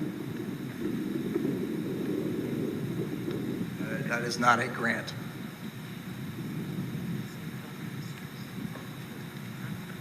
Okay, then, so you're just saying it's for government source only? I'm saying that it's for whatever qualifies as a grant. That is not a grant, it is a settlement. Thank you for clarifying. Thank you. Well, I guess there's Monica Ryan, District 6. It could be something like maybe the Taconic Foundation that gives money to organizations. So it might be something like that, I'm guessing. You know, they're not a federal, they're not a state, but they give money, and we sometimes, or certain towns may receive money. So it just allows us, I think, to use that grant money. Thank you. Is there any other discussion, comment? Seeing none, hearing none, we will proceed to vote on Article 9. All in favor, please raise your hand and click yes. And all opposed, you may raise your hand or click no. And anyone who'd like to abstain? And that passes 46 in favor with 1 abstention. Article 10, road repair and paving.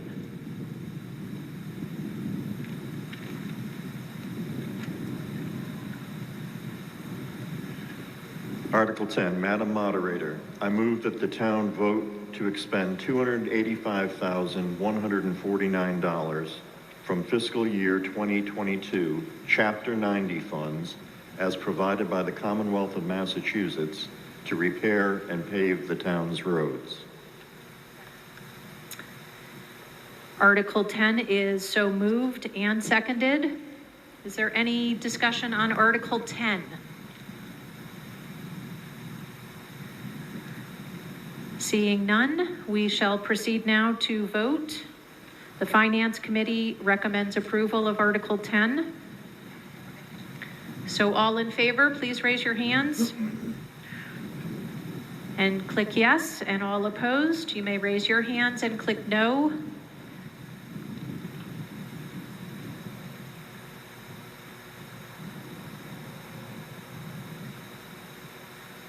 And that has passed. Looks like unanimously or by a vote of 46 in favor. Article 11. Madam Moderator, I move that the town transfer from available funds the sum of $656,659 for the following purposes. Road repair paving debt, $116,281. School boiler replacement debt, $45,516. Dump truck debt, $178,206. Chamber of Commerce, Gateway Downtown, $10,000. Chamber of Commerce, 10% rooms tax, $46,156. Special Education Reserve Fund, $125,000. Master Plan Update, $50,000. Commonwealth Matching Funds, DHCD Grant, $50,000. Open Space and Recreation Plan Update, $15,000. Historical Commission Matching Funds, $16,000. Laurel Lake Preservation Association, $2,500. Berkshire Brownfields Program, $2,000, for a total of $656,659. And further, that the town vote to accept Chapter 40A, Section 13E, for the purpose of establishing the aforementioned Special Education Reserve Fund. Article 11 has been moved and seconded. If there's discussion, please let us know. Thank you.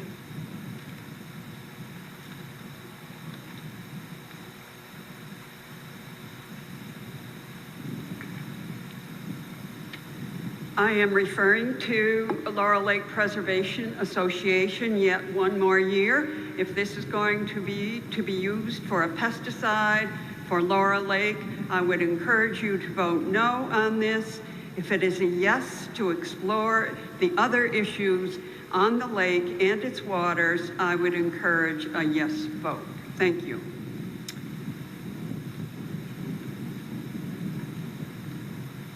believe there was a question embedded there, but I don't know if we don't, okay. Is there anyone who can answer that? I don't know.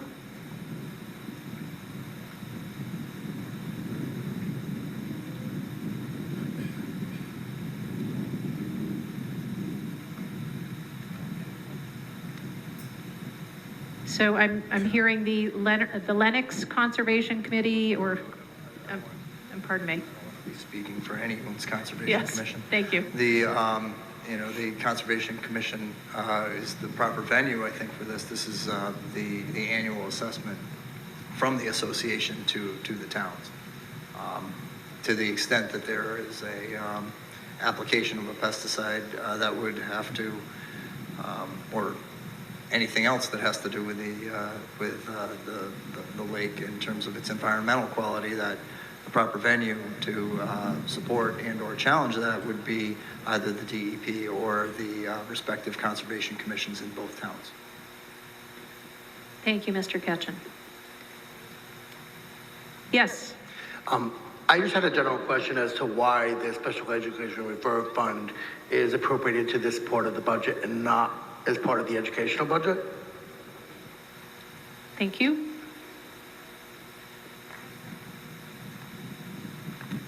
Hi, Andrea Wadsworth, District 3. I have the same question, and I think it's great that we're supporting special education. We should have these extra funds. But what was the law? What was the statute, Patty, that you referenced? Because I don't have it in my writing. Because DESE has an advisory on special ed. Is this a stabilization fund? Question 1. What is the process for what is the balance in the SPED revolving account in the school? Question 2. What is the procedure for the school committee to come to the board and ask for these funds? How do we protect the confidentiality of the students? So I need the process for that. And if we are using DESE's Section 24, Chapter 218 of Acts of 2016, I think I got that right, has the school committee been notified of this? A number of questions. Thank you, Ms. Wadsworth. So I see Superintendent Richard is standing up. I met with Superintendent Richard as well as school committee member Larman when I originally proposed putting this in the budget.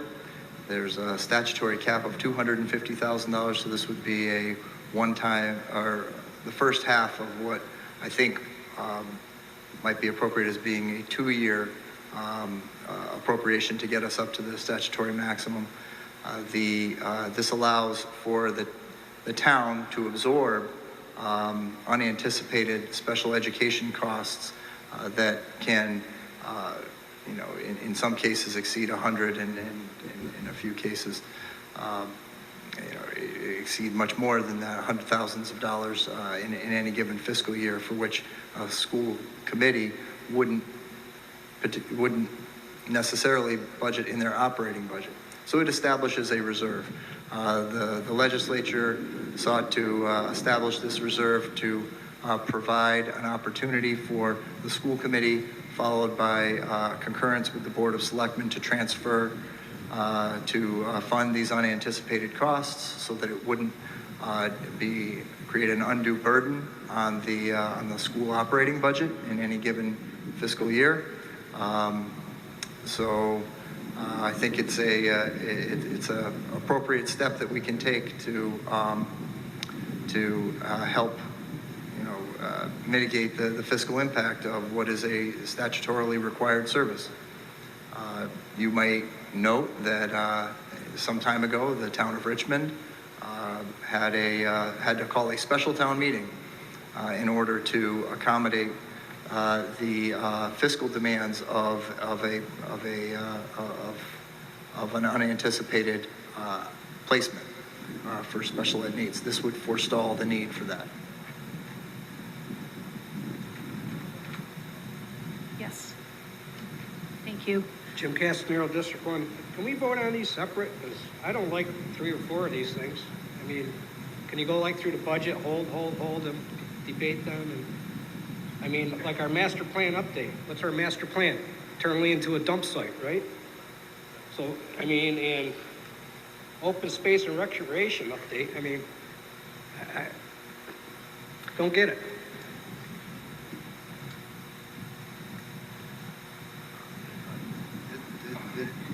These appropriations can be voted on in, through amendment or other form in whatever way the representatives see fit to move, second, and consider.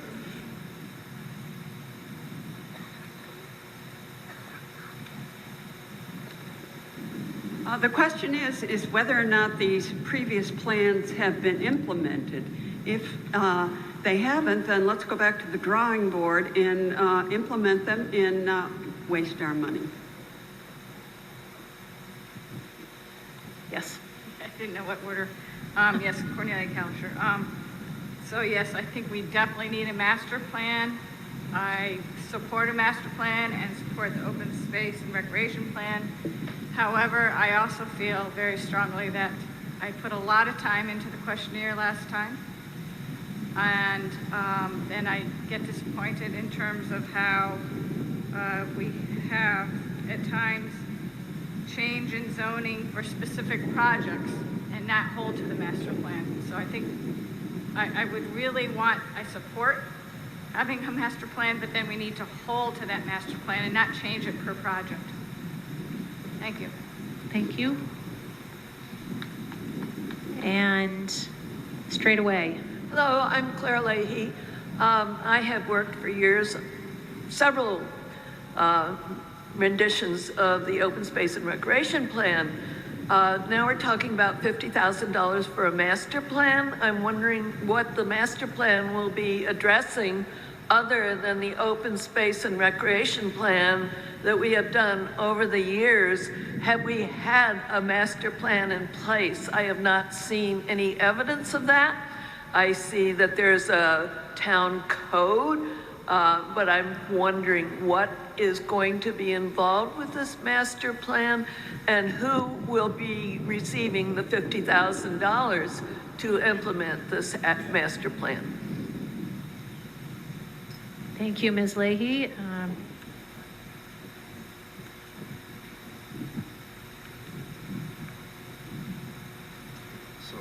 Master plans are typically led by the planning board. If the question is about the master plan specifically, the last one I believe is over 20 years old. It was our intent to bring this before a town meeting a year ago. However, it was one of the items that was eliminated from the budget as part of our fiscal austerity.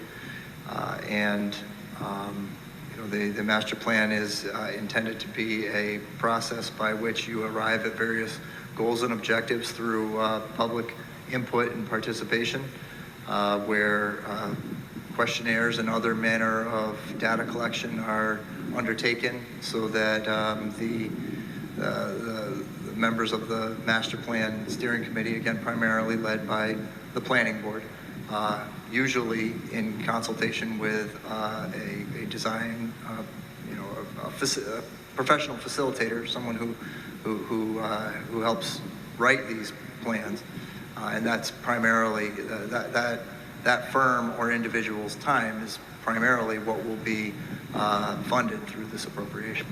Okay, I have another question. Will the Conservation Commission, will the Historical Commission, will other agencies in the town be involved in this master plan, including the Parks and Recreation Commission?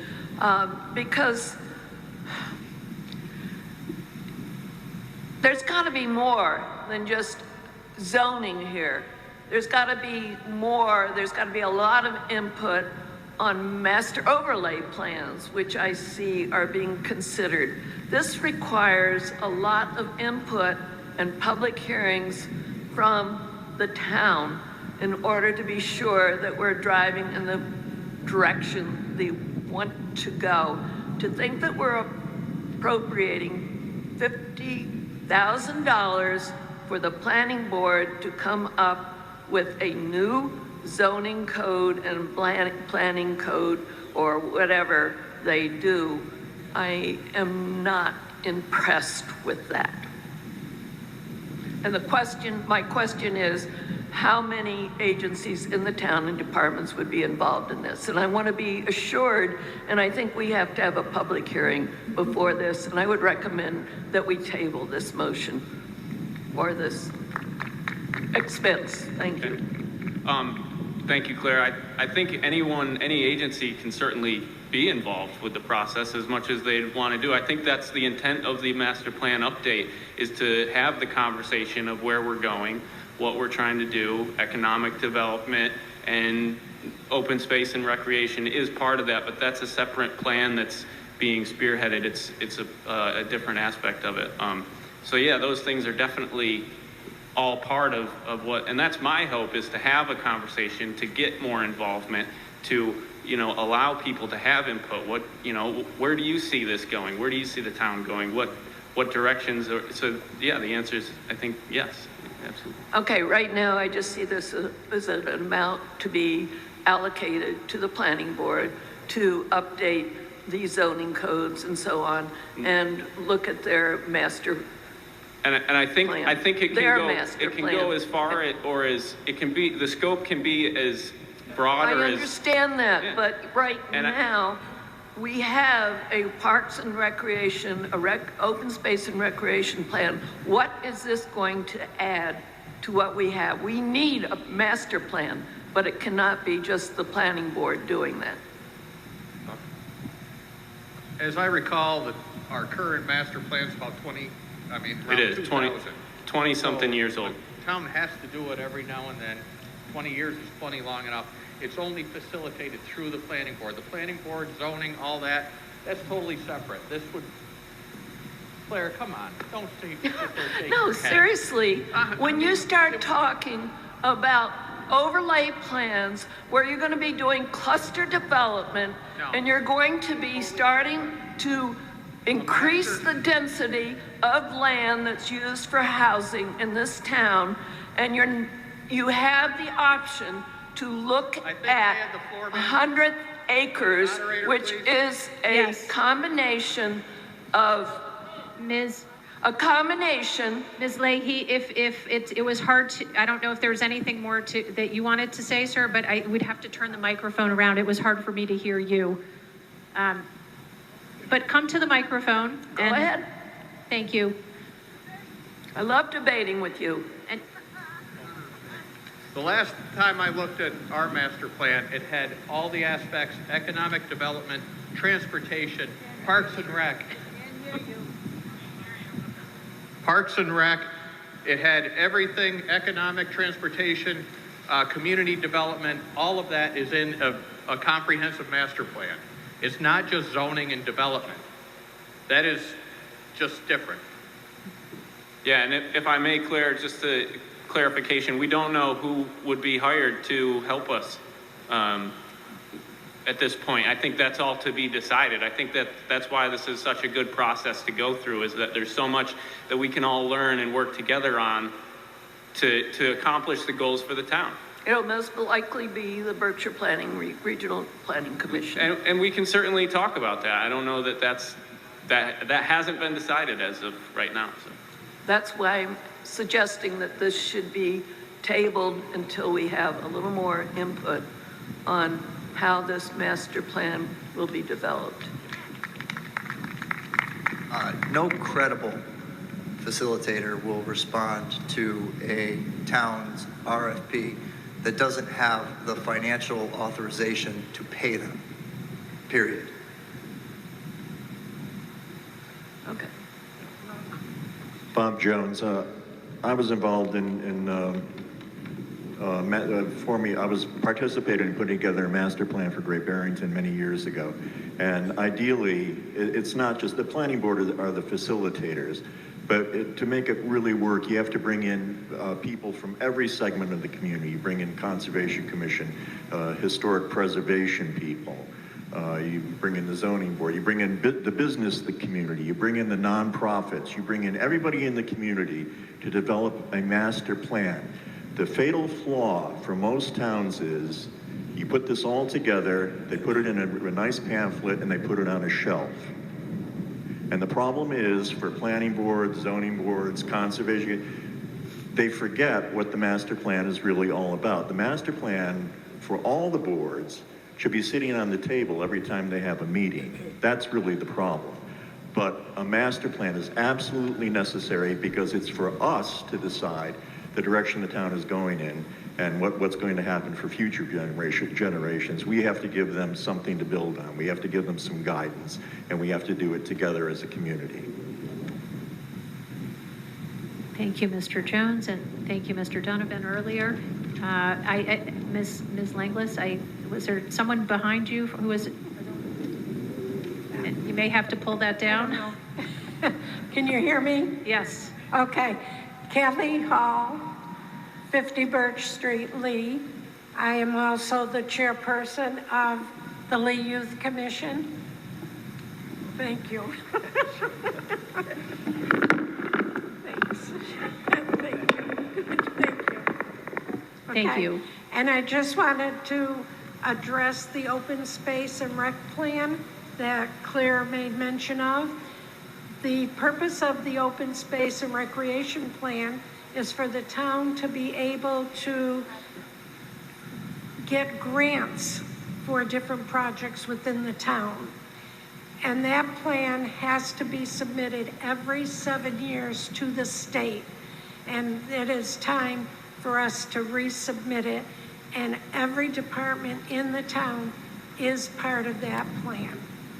So just to clarify that that's something that needs to be done because there is a deadline for state mandate. Thank you. Thank you, Ms. Hall. I just have a question. Eileen Doherty, Mandalay Road. All the costs here, why aren't they paid by the Biden administration for the fund that we're all supposed to be getting? Why are our taxes going up? Since he's giving us so much money.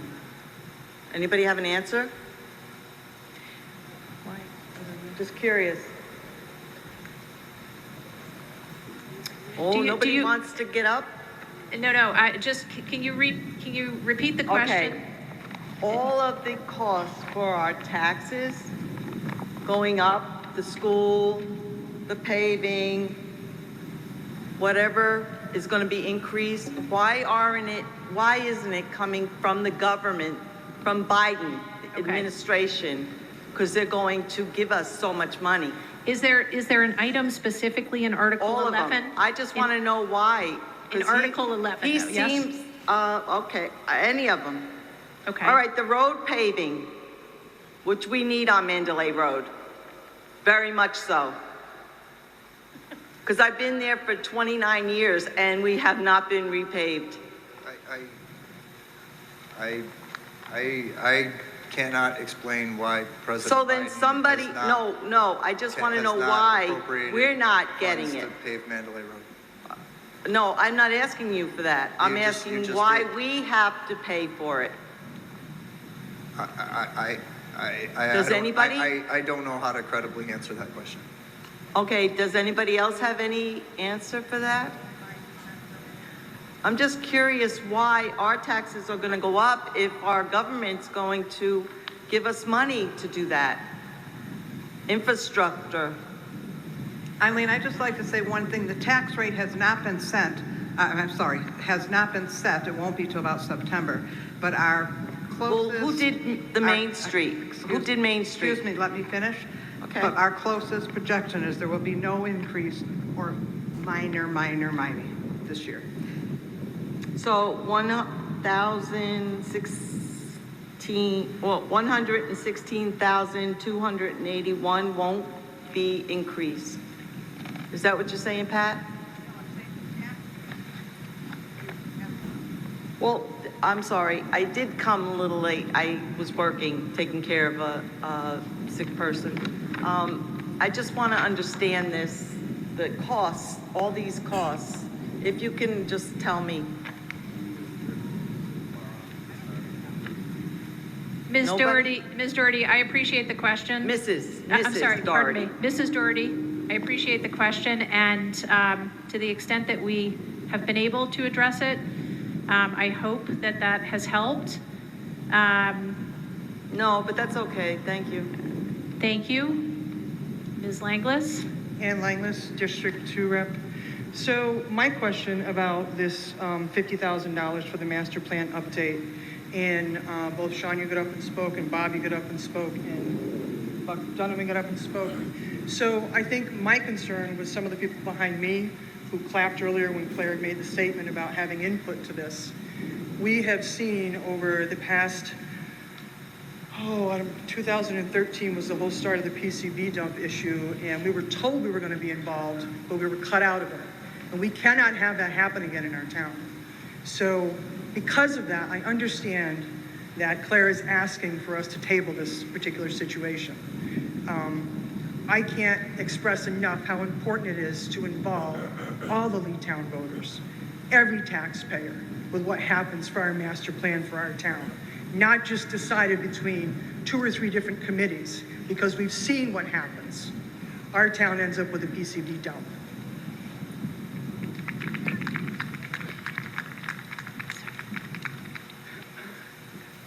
John Cody, District 3 Rep.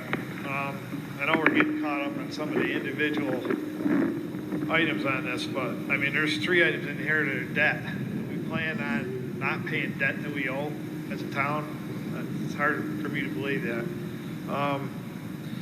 The other thing is, I noticed that the Finance Committee also recommends approval, and I appreciate all their work and all their efforts that go into, their input into these questions.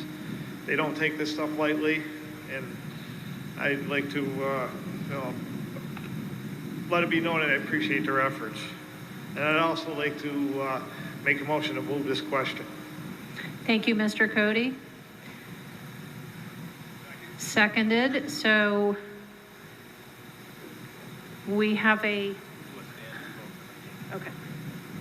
Okay. So we are going to vote right now, and I see you. We're going to vote on the motion to advance the question or call the question, and we'll do a standing vote, 2/3 required.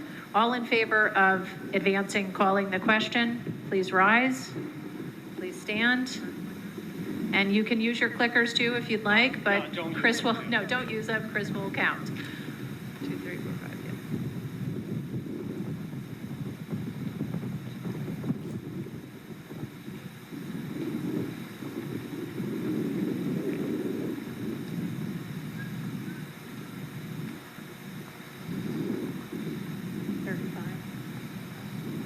We have to do some quick math.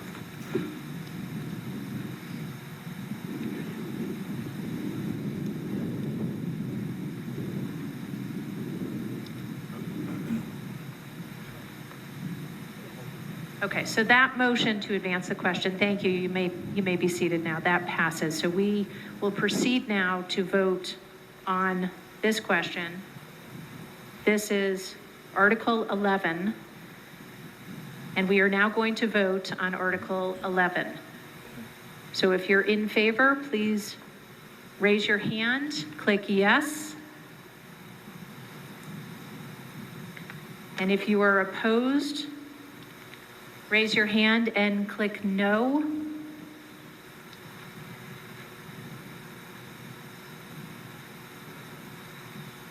And Article 11 passes by 39 to in favor, 6 opposed, and 2 abstentions. And we do have someone at the mic in the, yes, please. I guess this is just more of a comment on the master plan that we were just talking about. The gentleman got up and spoke. I'm sorry, I don't remember his name with the hat. I believe he said he was familiar with a plan that worked well in Great Barrington. Why Lee then would not follow such a plan? Why we're kind of in the mist as to how this master plan is going to go when we have a model that works so well.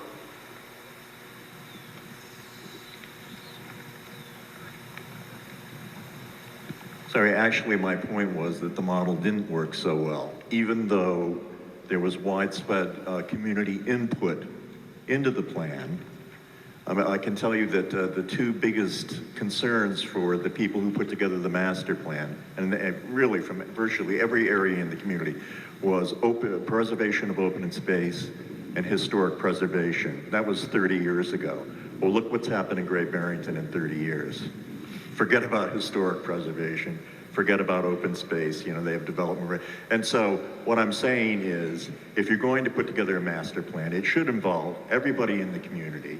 The citizens, anybody from any group should have input into this thing. But what you have to do is actually implement it. It should be part of the decision-making process of every board. I mean, quite frankly, I just moved from Great Barrington, and that plan worked very well. So I'm not sure where you're saying that it didn't. Thank you. We are moving on now to Article 12. Madam Moderator, I move that the town appropriates $1,120,000 to purchase a new fire engine, ambulance, and associated equipment, including the payment of all costs incidental and related thereto, and that to meet this appropriation, the treasurer, with the approval of the selectmen, is authorized to borrow said amount under and pursuant to GLC Section 44, C's 44, Section 7(1), or any other enabling authority, and to issue bonds or notes of the town therefore. Any premium received upon the sale of any bonds or notes approved by this vote, less any such premium applied to the payment of the cost of insurance of issuance of such bonds or notes, may be applied to the payment of costs approved by this vote in accordance with GLC 44 Section 20, thereby reducing the amount authorized to be borrowed to pay such costs by a like amount. Article 12 is so moved and seconded. Is there any discussion? I apologize, Madam Moderator. I didn't get to the mic in time for the last. I would just like to say we've given you money for the master plan. Get it done quickly. Noted.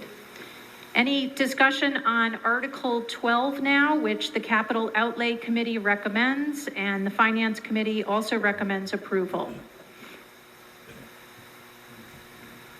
Alex Hettinger, District 3. Could you explain that very legalese warrant item so that we know how much we might be borrowing, how many years, what the rate might be? I know some of those things aren't known yet, but that was hard to follow.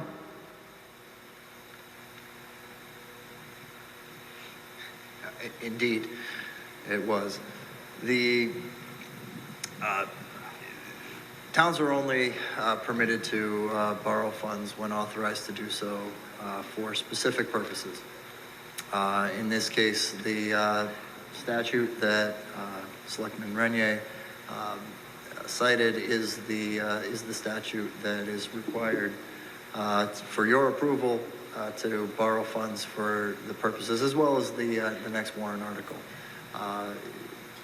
Strategic decision to borrow funds rather than to pay with cash, which the town does have, is the extraordinarily low financing rates for equipment and other types of purchases. This would specifically go towards a fire engine that we would ordinarily save for, as well as a ambulance. And I pulled up the rates on municipal bonds, AA rated credits.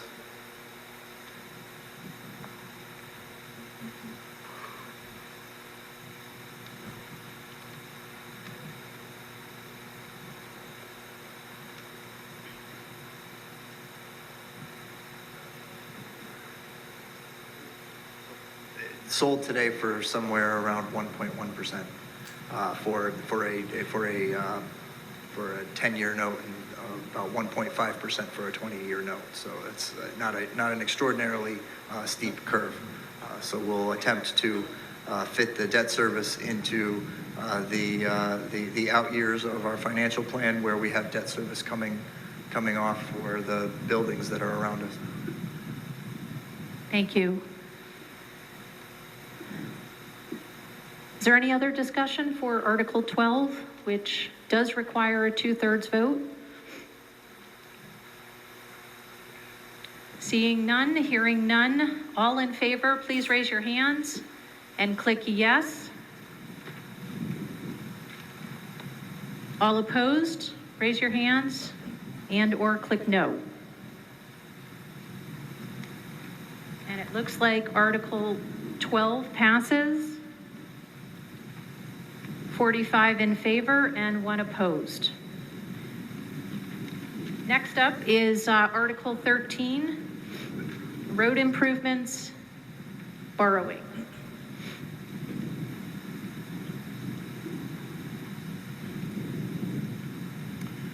Madam Moderator, I move that the town appropriates $1 million to pay the cost to design, repair, and pave the town's roads, including the payment of all costs incidental and related thereto, and that to meet this appropriation, the treasurer, with the approval of the selectmen, is authorized to borrow said amount under pursuant to General Law C-44 7.1, or any other enabling authority, and to issue bonds or notes of the town therefore.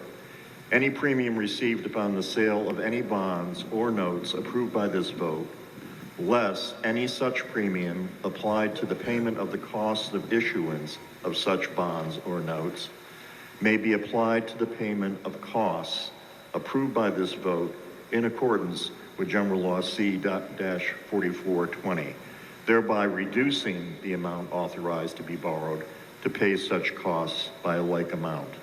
Wow. Article 13 is moved and seconded. As with Article 12, this also requires a 2/3 majority. Is there any discussion? Yes? Jim Castro, District 1. So $1 million, that's for the water line project. That shouldn't that money have been included in that water line project for blacktop roads?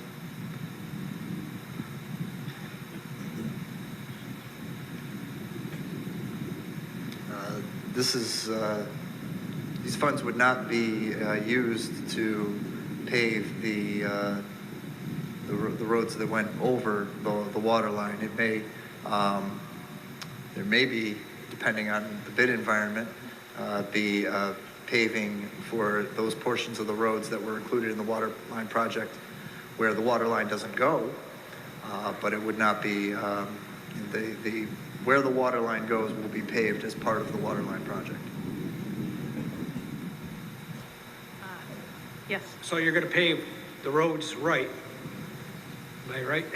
You're going to blacktop the whole roads this time instead of piecemeal them like they are because they're terrible. That is always the aspiration. Any further discussion? We shall move to the vote. And all in favor, please raise your hands and click yes. If you are opposed, click no.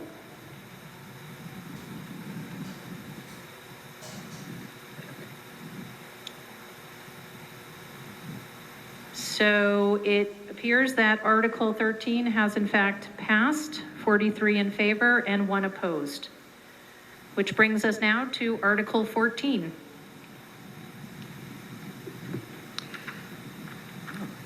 Madam Moderator, I move that the town vote to approve an exemption pursuant to Chapter 28A, Section 21A of the general laws for the Board of Assessors to hire one of its members.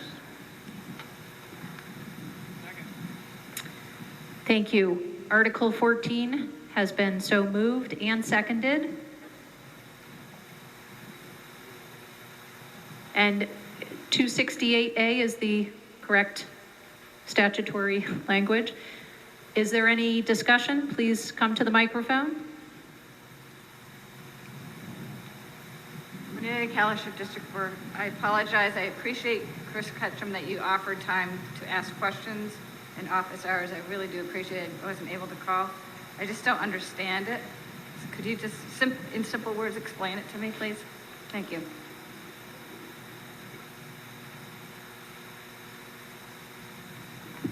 If a board is going to supervise one of its own employees, they need an exemption under state law, and the town meeting needs to approve it. So the theory being that if you are an employee supervised by the board that appoints you, it should come to the legislators to be approved before it happens. So just one board. Some towns do other boards, and in this case, they're looking for authority to hire one of their own members. Thank you. Jim Castro, Yes. District 1. Who is this getting hired?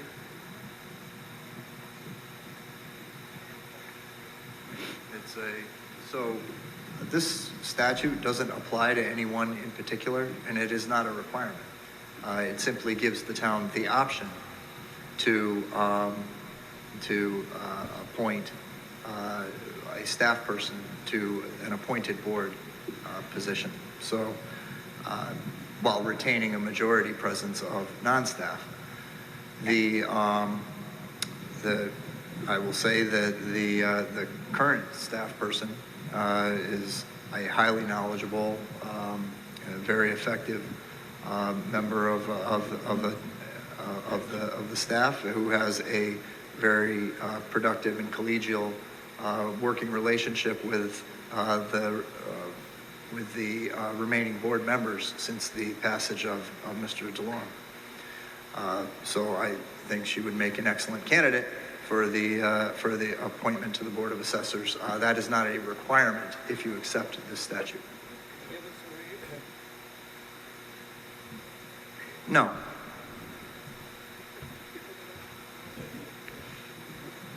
Yes.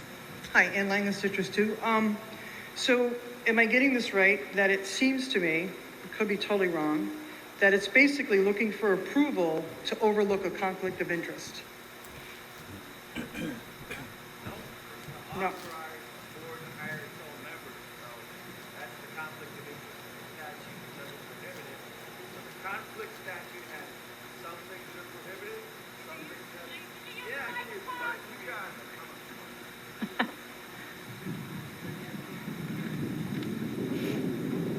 So the conflict of interest statute 268A prohibits certain types of appointments, period. Then there's other types of appointments such as this, which you can authorize.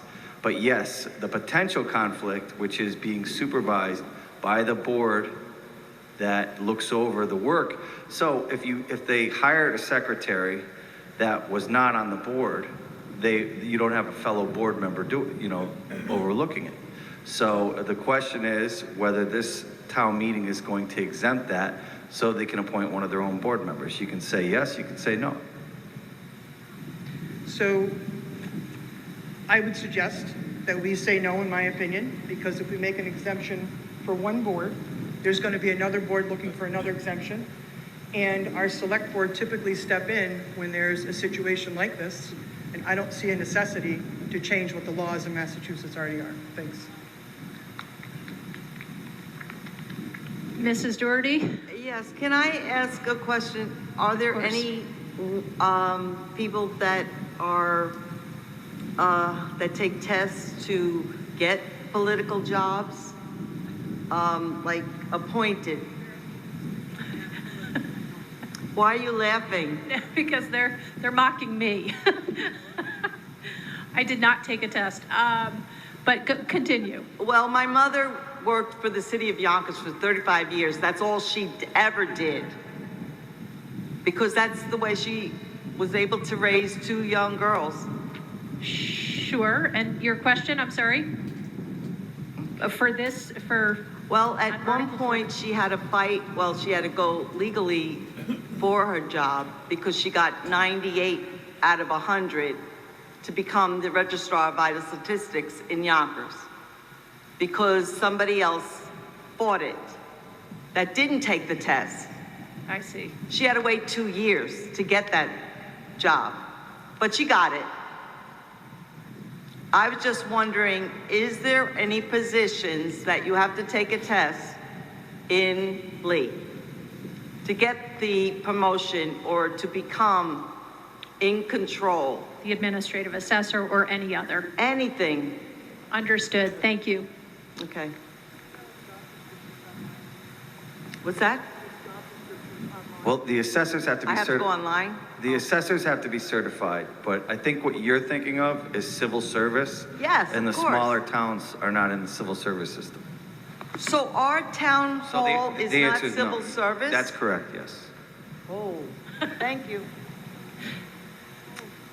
Monica Ryan, District 6. I'm against this because I don't even know who the person is, but I just feel like there's a board, and the board does oversee that department, and it's too much of a conflict. You know, we had a problem a few years ago where they had, you know, there was a problem with the assessor's office where they had charged, I think, Hartwood Road the wrong tax rate for a few years, and they weren't even able to get any recompense from it, that mistake. And, you know, I just feel like the clean way to do it and the proper way to do it is to have people on the board who are not overseeing, you know, people that are employed, you know, that they should be on both. If the person gets hired, then just step off the board. It's one or the other. That's the way I feel it should go, the correct way. Thank you. Andrea Wadsworth, District 3. I'd like to say the person we're talking about, even though it is not named, is a public person, could name that person, is highly qualified for this position. Being an assessor right now is a field that a lot of people are not entering in. We're losing assessors. She would bring an expertise to the committee.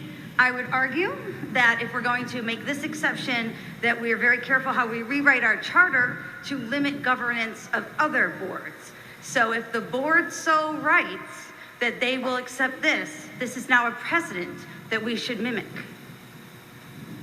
Thank you.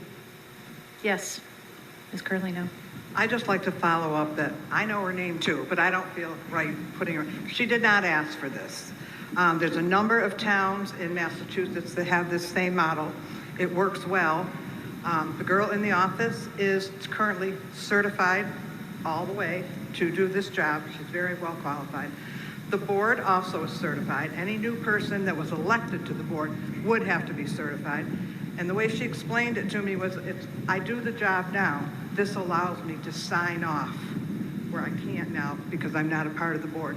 And I think they're just looking to make the board more effective. Yes. Josh Bloom, District 5. Miss Carlita, sorry, I'm not getting your name correctly. If you're referring to adult women who work for the town, please to refer to them as women and not girls. Thank you. Mr. Ketchum.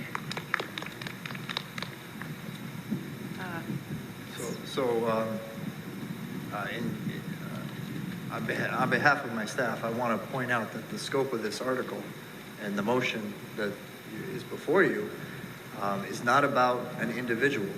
It's about an authorization to empower a board to take an action. This is why I think it's important to focus on that element of what you will hopefully approve and not on individuals, though if the incumbent were to assume this role, she is indeed quite a valuable member of our staff. Thank you. Just for clarification, this is Alex Hettinger, District 3.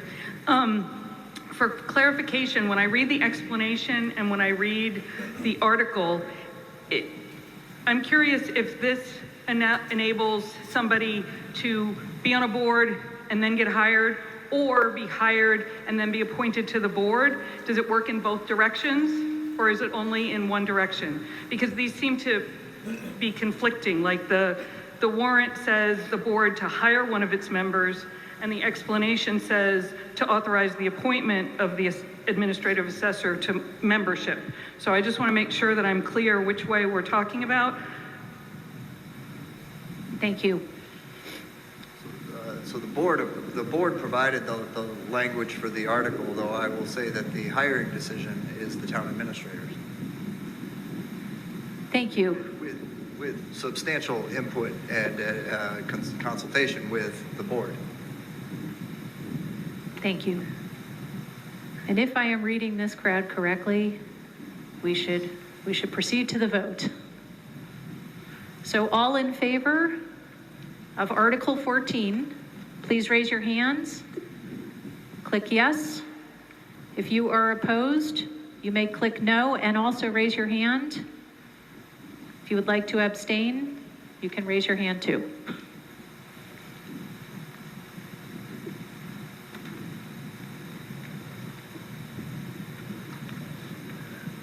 Article 14 carries. The vote is 28 in favor, 14 opposed, and 4 abstentions, which brings us now to Article 15. Thank you. Madam Moderator, I move that the town vote to amend the town bylaws regarding dog licenses in the manner enumerated in Article 15 of the warrant for this town meeting. Article 15 has been so moved and seconded. Is there any discussion? Then we shall vote now on Article 15. All in favor, please raise your hands. Click yes. And all opposed, raise your hands. Click no.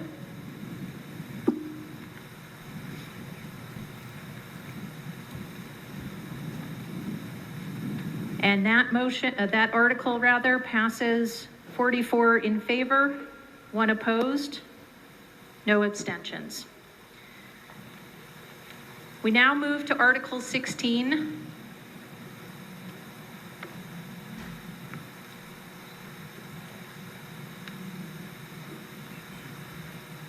Madam Moderator, I move that the town vote to authorize the Select Board to transfer property jointly owned by the towns of Lenox and Lee to Edith Wharton Restoration, Inc., also known as the Mount, as specified in Article 16 in the warrant, and further to authorize the Select Board to submit a petition to the General Court for a special act authorizing the transfer of said parcel under Article 97 of the amendments to the Massachusetts Constitution. Give a town council comment. This motion needs to be amended from 3.2 acres to the current proposal of 1.4 acres to remove the Laurel Lake shoreline. And I believe there will also be a request for a right of first refusal by the respective towns of Lenox and Lee.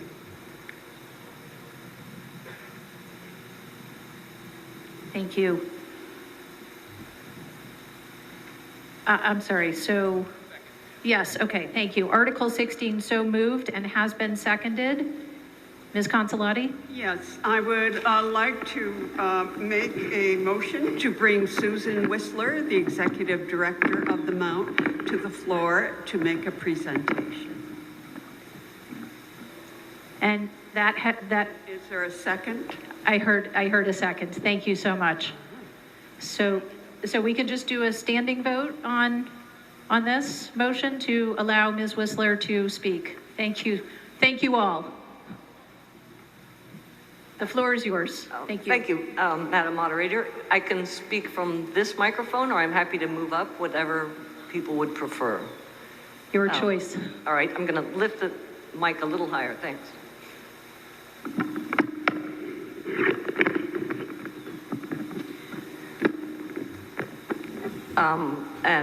Thank you for allowing me to speak. So I've met with many of you, and basically Article 16, again, authorizes the transfer of, with the amendment, a total of 1.39 acres of Edith Wharton Park to the Mount. And this is acreage on Laurel Lake Road. It is the original farmhouse built by Edith Wharton back in 1906. It's under the jurisdiction right now of both conservation commissions, who are formulated and do a wonderful job in terms of protecting open space. But the preservation and rehabilitation of a structure is a bit beyond their reach. And yet it's a marvelous structure, and it is right within the wheelhouse of what Edith Wharton Restoration and the Mount intends to do and what we see as our mission, which is the preservation and protection of Edith Wharton's original estate. And this farmhouse was definitely a part of that. We have established that Edith and Teddy Wharton built it in 1906. And for that reason, it's very important to us. We're willing to pay the appraised value of the property. As a number of concerns have been expressed over the course of the last several weeks or month. One was the extent of the shoreline that was proposed to be included as part of the conveyance. In immediate response to that, we reduced the size of the proposed parcel to be transferred from 3.4 acres down to 1.39. The members of the Lee Select Board also expressed concern based on the fact that not too long ago, 2008, the Mount faced financial difficulty and what would happen if that were to occur again. And so we are more than happy to include in the purchase and sale agreement a right of first refusal to the towns, so that in the event something were to happen, the towns would have the first opportunity to reacquire the parcel. And then lastly, there was again considerable concern about the shoreline. I'm here to sort of publicly commit to, in addition to conservation restrictions over the bulk of the 1.39 acres, to also include a right of public access across the property along the shoreline, so that there can be one contiguous path for the public to enjoy. And of course, public access will be maintained. And so that is the bulk of the proposal. I know Article 16 is complicated, but it's actually, the bottom line is very straightforward, and I appreciate the members' consideration, the representatives' consideration and support. Thank you. Thank you. Yes. Thank you all. And with that, I would like to make a motion, the following motion, and put this on the floor, to see if the town will vote to amend Article 16 of the town warrant to reduce the portion of land to be transferred from 3.4 acres to 1.39 acres, such portion consisting of the particle designated as Lot 2 on the survey dated April 2nd, 2012, and referenced in the article. And so what we're trying to do here is opening up that piece of shoreline and allowing it to be used by the citizens of Lee and Lennox in perpetuity. Are there any questions? Could you, Ms. Ms. Consolati. Could you just add to that motion the right of first refusal and the public access, and then we'll write it. You and I can write it. It's 1.39. The original was 4.48 acres.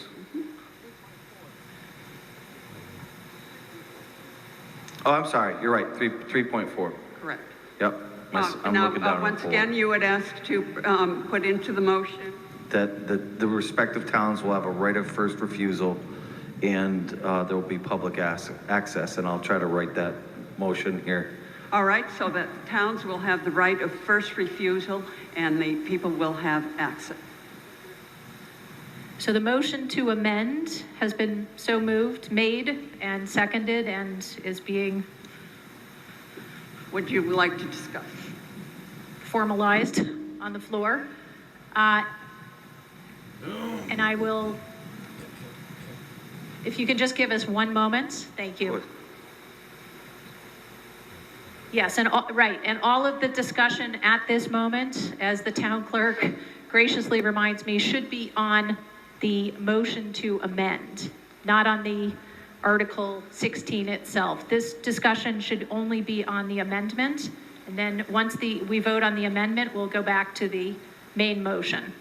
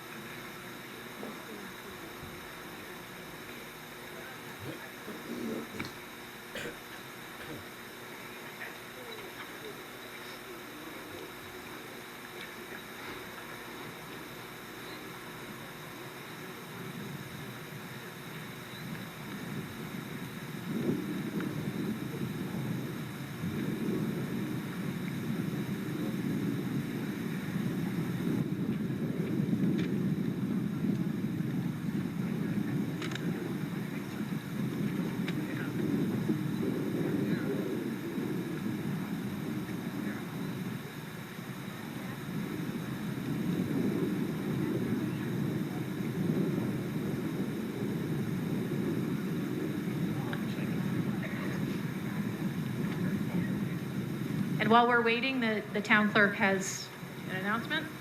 Just real quick, come to our attention that some of the pages on your vote tally sheet may not have the backside printed, so if the reps could just write their votes for 18 through 22 on there. And make sure at the end, when we do adjourn, that you bring the clickers back up to this front table, please, so we can reuse them. Thank you. It's up to you. Do you mind reading it?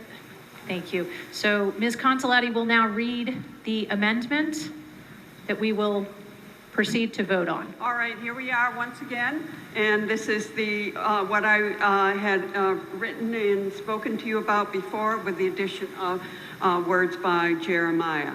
To see if the town will vote to amend Article 16 of the town warrant to reduce the portion of land to be transferred from 3.4 acres to 1.39 acres, such portion consisting of the parcel designated as Lot 2 on the survey dated April 2nd, 2012, and referenced in the article, and to grant a right of first refusal to the towns of Lee and Lenox in the event of a subsequent sale, as will public access along the shoreline. Thank you. All right, and so we have a second, and is there a discussion? Yeah.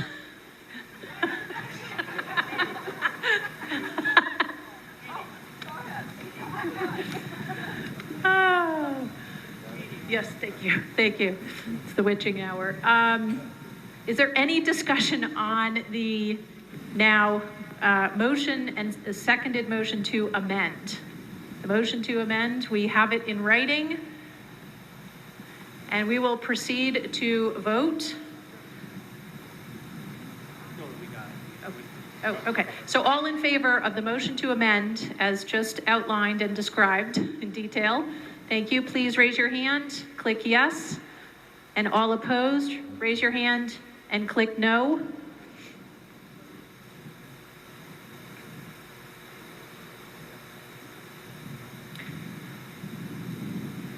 We're still tallying.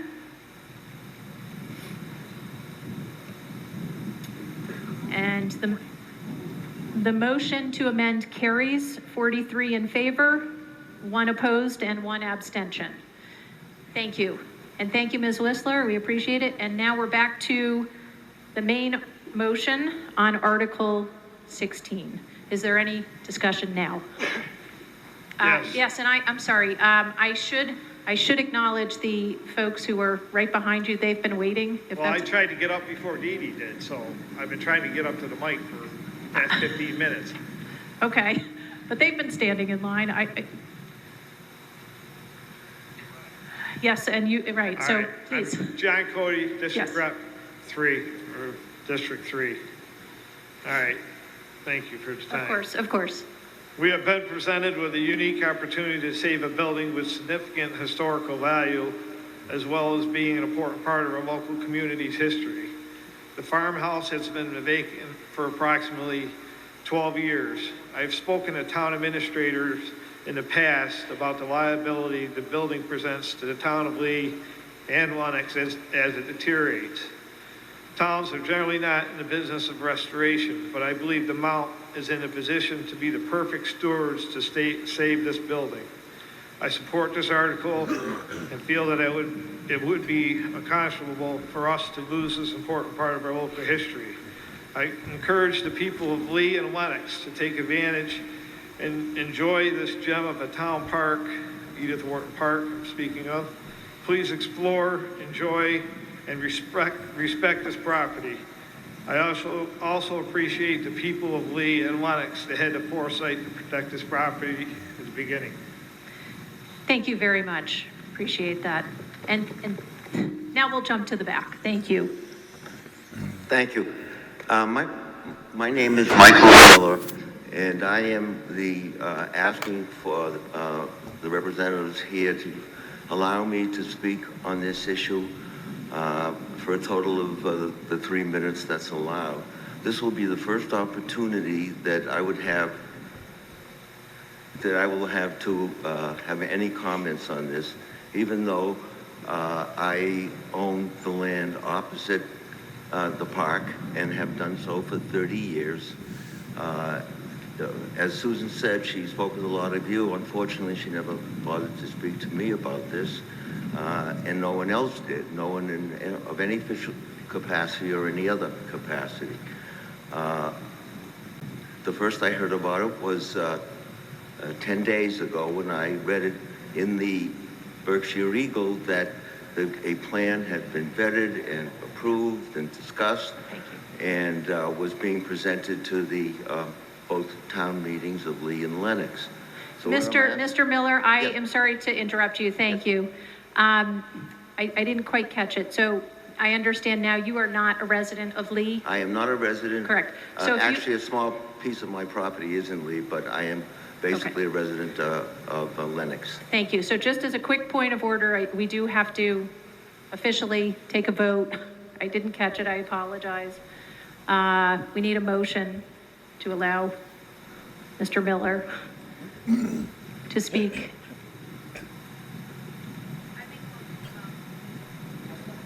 Okay.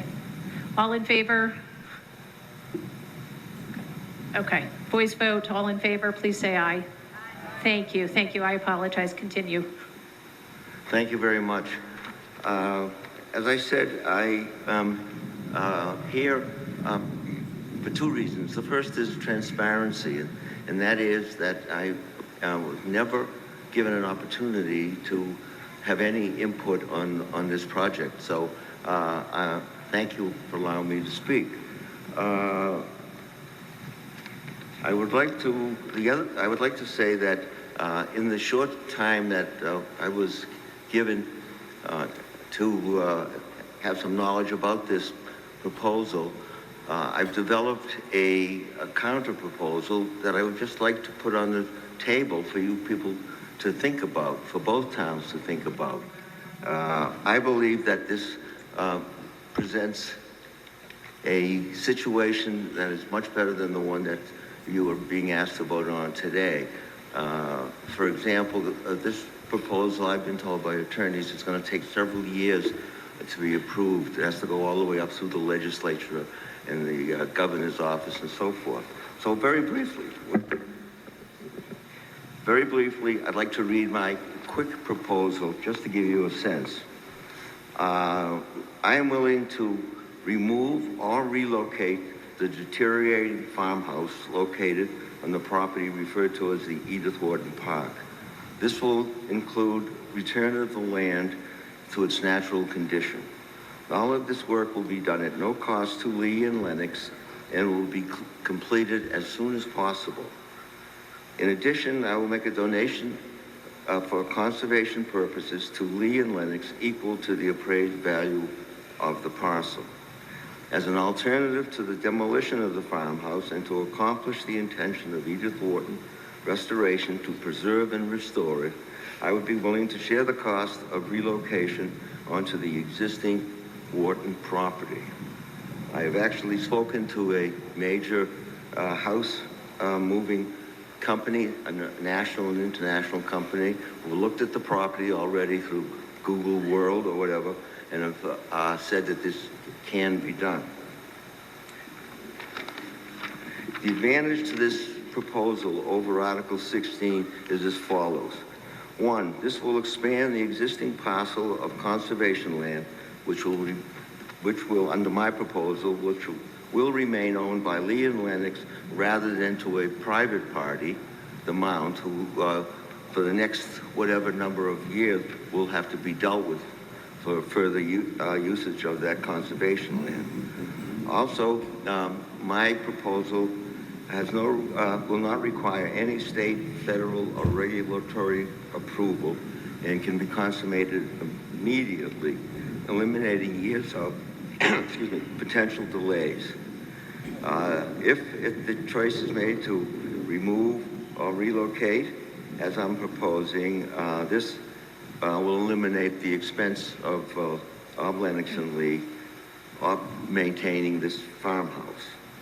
Whereas, also, this wasn't told to you, but whereas a sale may require 75% of the proceeds received go to the state and federal governments, 100% of a conservation donation will go to Lee and Lennox under my proposal.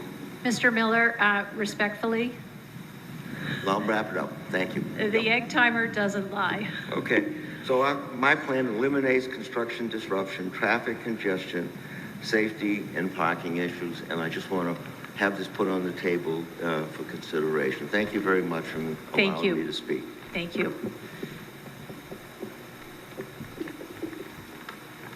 And next.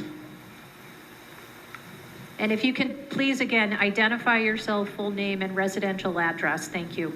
Yes, I'm Bill Matthews, 54 High Street in Lee, and that's part of District 2. Thank you. And I'm also Secretary of the Lee Historical Commission, and I want to speak in favor of this article as a wonderful way of preserving a historic farmhouse and combining it with the excellent programs of the Edith Wharton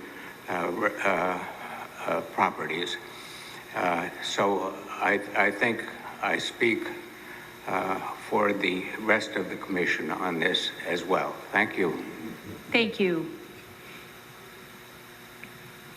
Yes, please. Hi, Marge Cox, Fox Hollow Road, and I work at the Mount, and I'd like you to know that Edith Wharton and Teddy firstly had all the land from Route 7 down to Laurel Lake. Unfortunately, some of that land was sold off.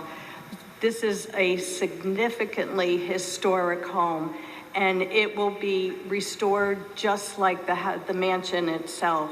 And I ask you to please vote in favor of saving that house. I didn't know the alternative was to get rid of it. So now I'm a little frantic. Thank you. Thank you, Ms. Cox. And Ms. Whistler, if you have a final point? Yes, just a final point. Again, this article authorizes the select boards to enter into negotiations for the purchase and sale. And so it's our commitment, just as we are with our neighbors on Plunkett Street, to be good stewards and good neighbors. And so all of that will be taken account in the discussions, and I certainly hope that Mr. Miller will participate with us in them. So thank you. Thank you. Ms. Ryan. Monica Ryan, District 4. I'm totally for this article. I think it's the greatest thing we could do to give back to the Mount what was originally theirs and is historically theirs. And it's just a total win-win. I love the Mount. I am a member of the Mount, and I love their grounds and the fact that they let us use the property for free last year during the pandemic. Anybody could go on their property. It's just a total win-win. They're going to take care of a building that we haven't been able to take care of. Just destroying it or relocating it would be a very, very bad decision. Once you destroy it or remove it, it just, you're taking away the history. I mean, you may as well just take the Mount down. God. So please, let's pass it. Thank you. There's no further discussion. We will, if there is, please make your way now, and we will proceed to the vote afterwards. Sorry, I'm breathing. No worries. I'm in favor of this. However, I'm confused by the person across the street from the Mount in terms of, I definitely don't want it destroyed. It's a historic building, but if it's to move it to the Mount property, that's something we could consider. I'm not sure. It's new information. So I feel like there's a press to move forward, and yet maybe we should hold on this to think about the different options and have this gentleman with the select board think it through carefully, so we're not in a situation like we've been in the past where we make a decision without all information. and lose a piece of property or potentially not lose a piece of property. I'm not sure how to vote, honestly. I just want to not make a rash decision like we've done like with the other place in Lee. So I don't know how to, if anyone can say whether that makes sense or not to me from the select board. Yes, and as a professional courtesy, I know it's hard when you're at this microphone, you can't see if anyone's at the one right behind you, but we will allow Ms. Whistler to, I think, speak. Yes. I'm asking for the select board. Oh, okay, fair enough. Yeah. So can the select board, someone from the select board respond? Thank you.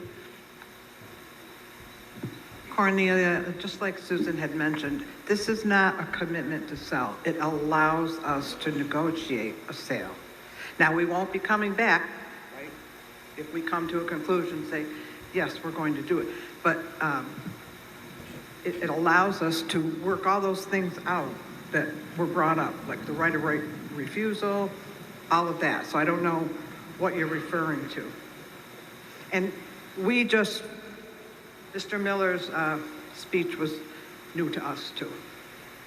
Right, so what I'm saying is, since that is new information, should we, before we're voting to sell the property to the amount which I like, consider that first? Because he's also offering to move it to the amount. I don't know. I just don't understand.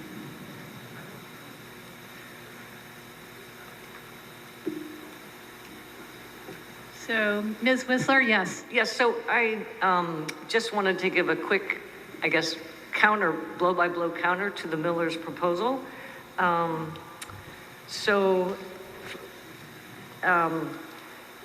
advantage he listed were it would expand the existing parcel of conservation land, which will remain owned by Lee and Lennox. That is not correct. The public will continue to have access to 16 acres, and conservation restrictions will remain in place on 16 acres, so that has changed. It is true that there will be federal, state, and regulatory approval required, but the town of Lennox has been through this process twice before. It is, it's got a lot of steps to it, but I think both towns know how to do it, and so that won't be an impediment.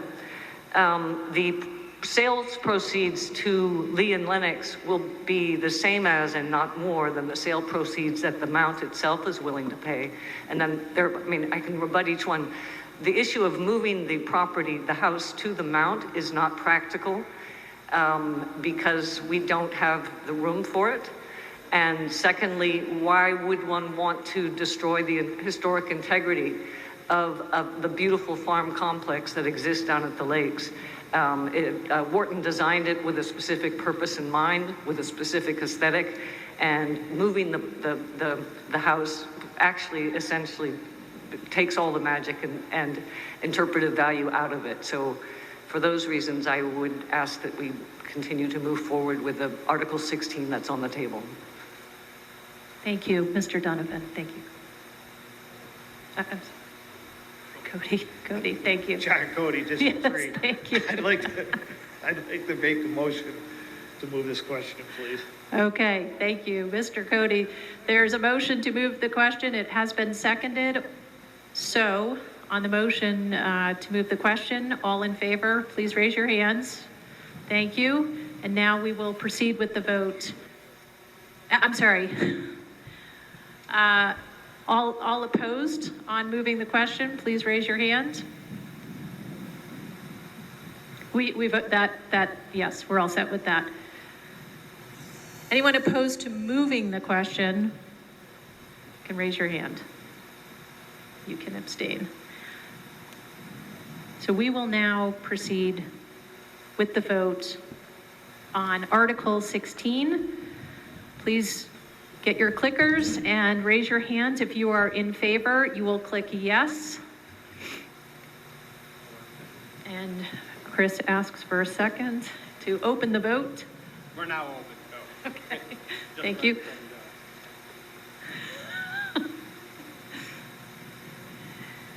And of course, if you are opposed, you can raise your hand, you can click no, and you may also abstain. with your clicker.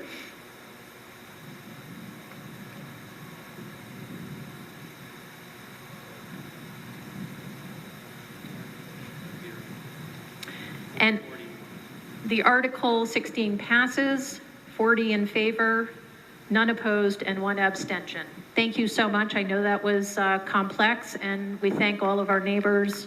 Thank you, yes. And at this time, we have had a request for a 5-minute recess. So we will meet back here in 5. Yes.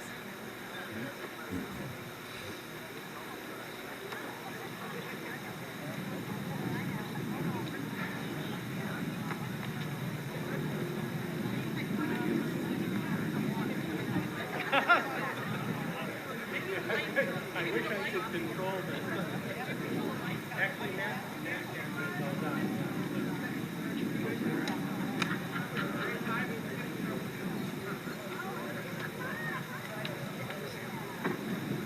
if you need the bathroom, there are some porta potties there, and I believe the double doors where I'm pointing there are open to bathrooms.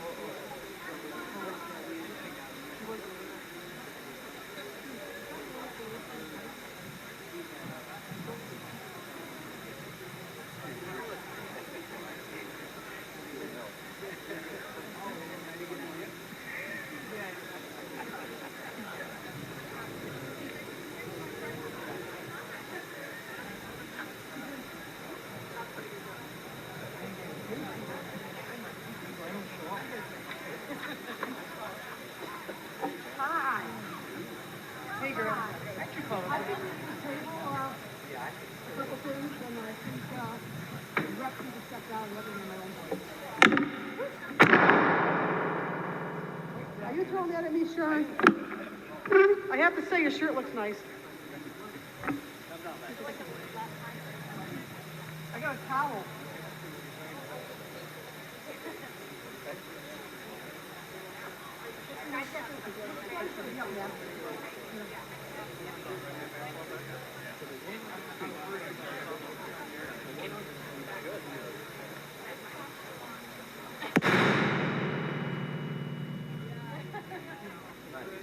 If we can regroup here.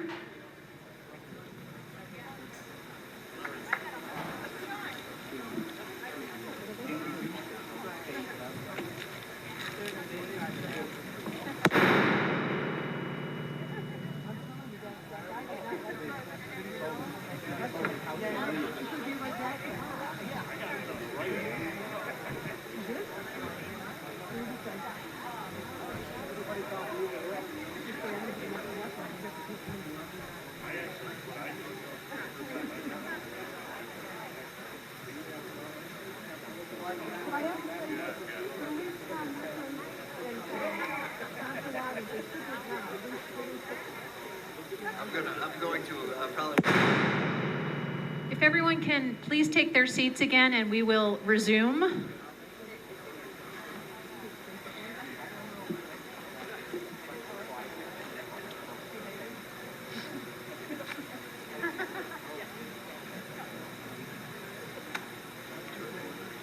They will work, okay.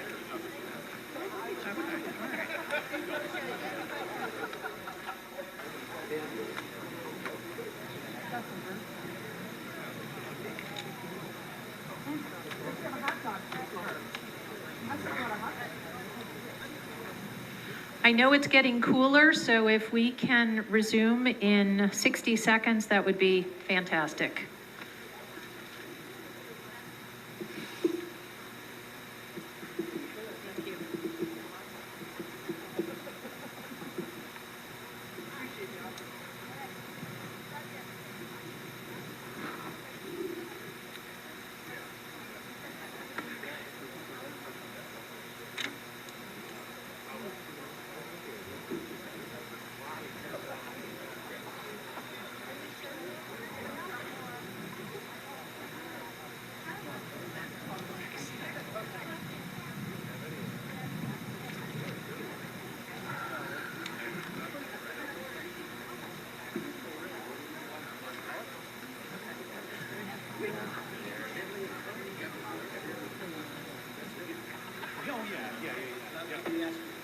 Yeah.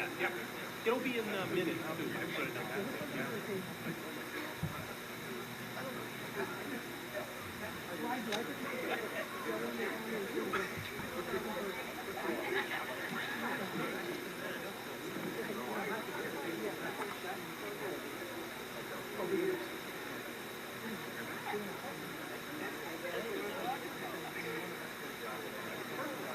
Thank you.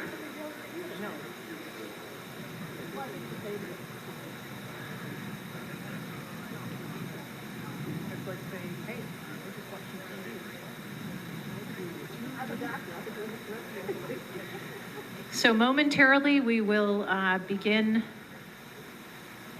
the meeting again. We will be starting with Article 17 shortly. And I understand if we need lights, we will have lights later on.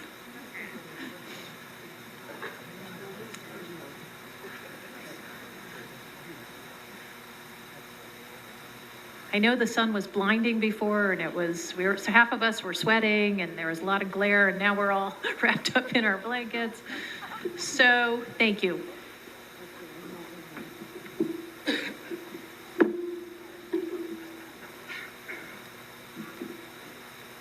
Wonderful. So, resuming, we've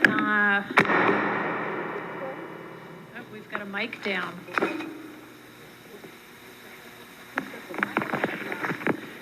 We're resuming town meeting at Article 17. I was never a pole dancer, so I don't know.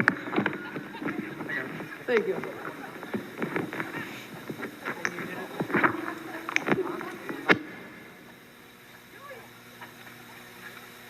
Yes. Do we have a motion for Article 17?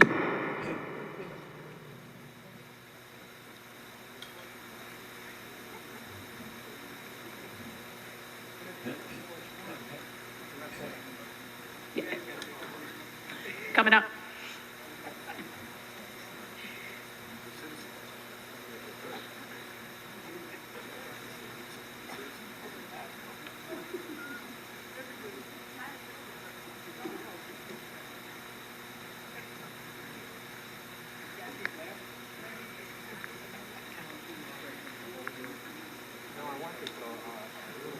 Article 17 is a citizen's petition, as we can all read and see, and anyone can make a motion.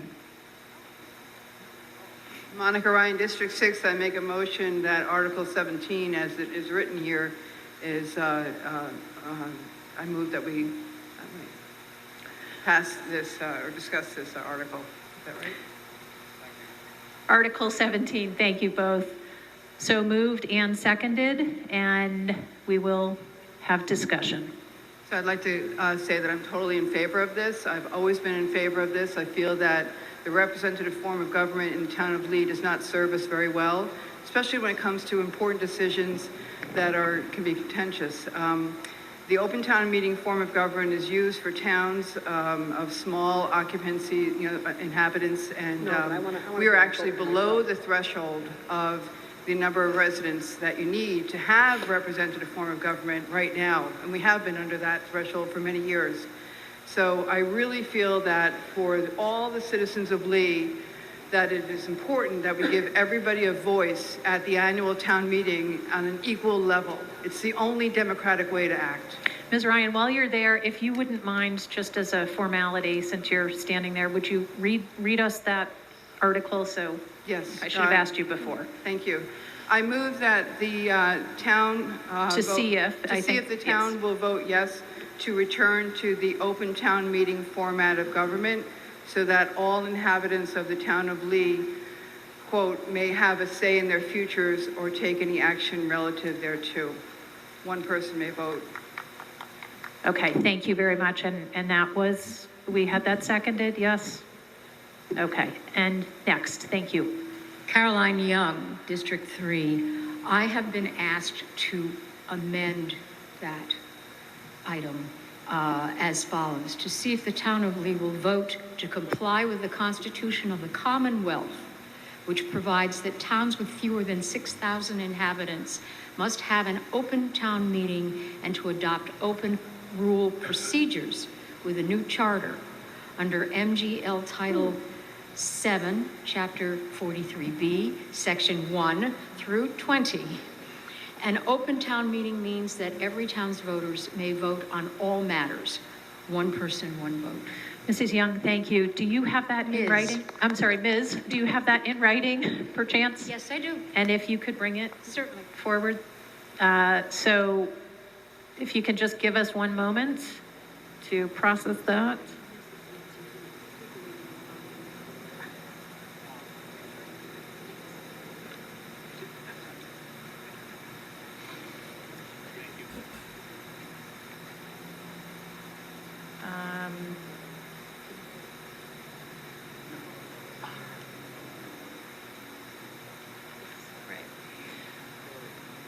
So on Ms. Young's motion to amend, right now, I'm asking, looking for, do we have a second? Okay, fair enough. Just please, one moment.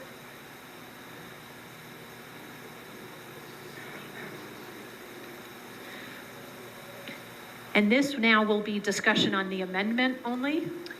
My question is, why do we need the amendment or the article at all if that law for Massachusetts applies?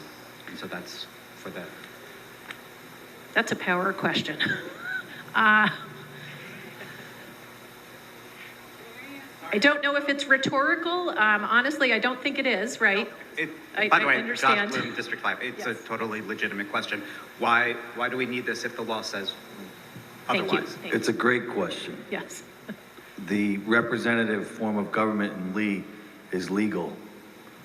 And in any event, that amendment would so far exceed the citizen petition, the article that's published in the warrant, it'd be out of order anyways, if that was ever adopted.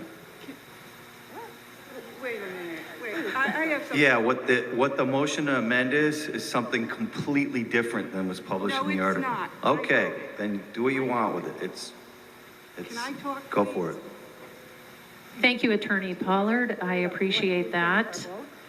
Can I talk, please? And we will continue discussion right now only on the amendment.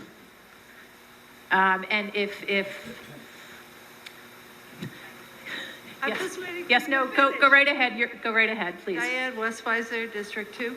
Jeremiah, can you tell us what would happen if the town reps accept that amendment?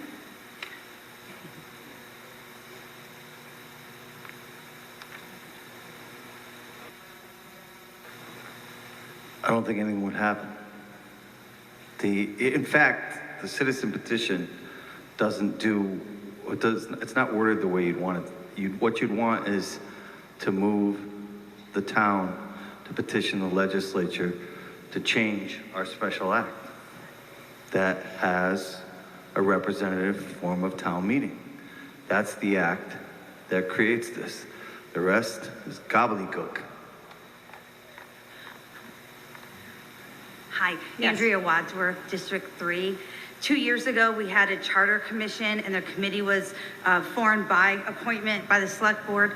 Can they make a recommendation to change the special charter because they were charged to work on the charter of the town? Thank you, Ms. Wadsworth.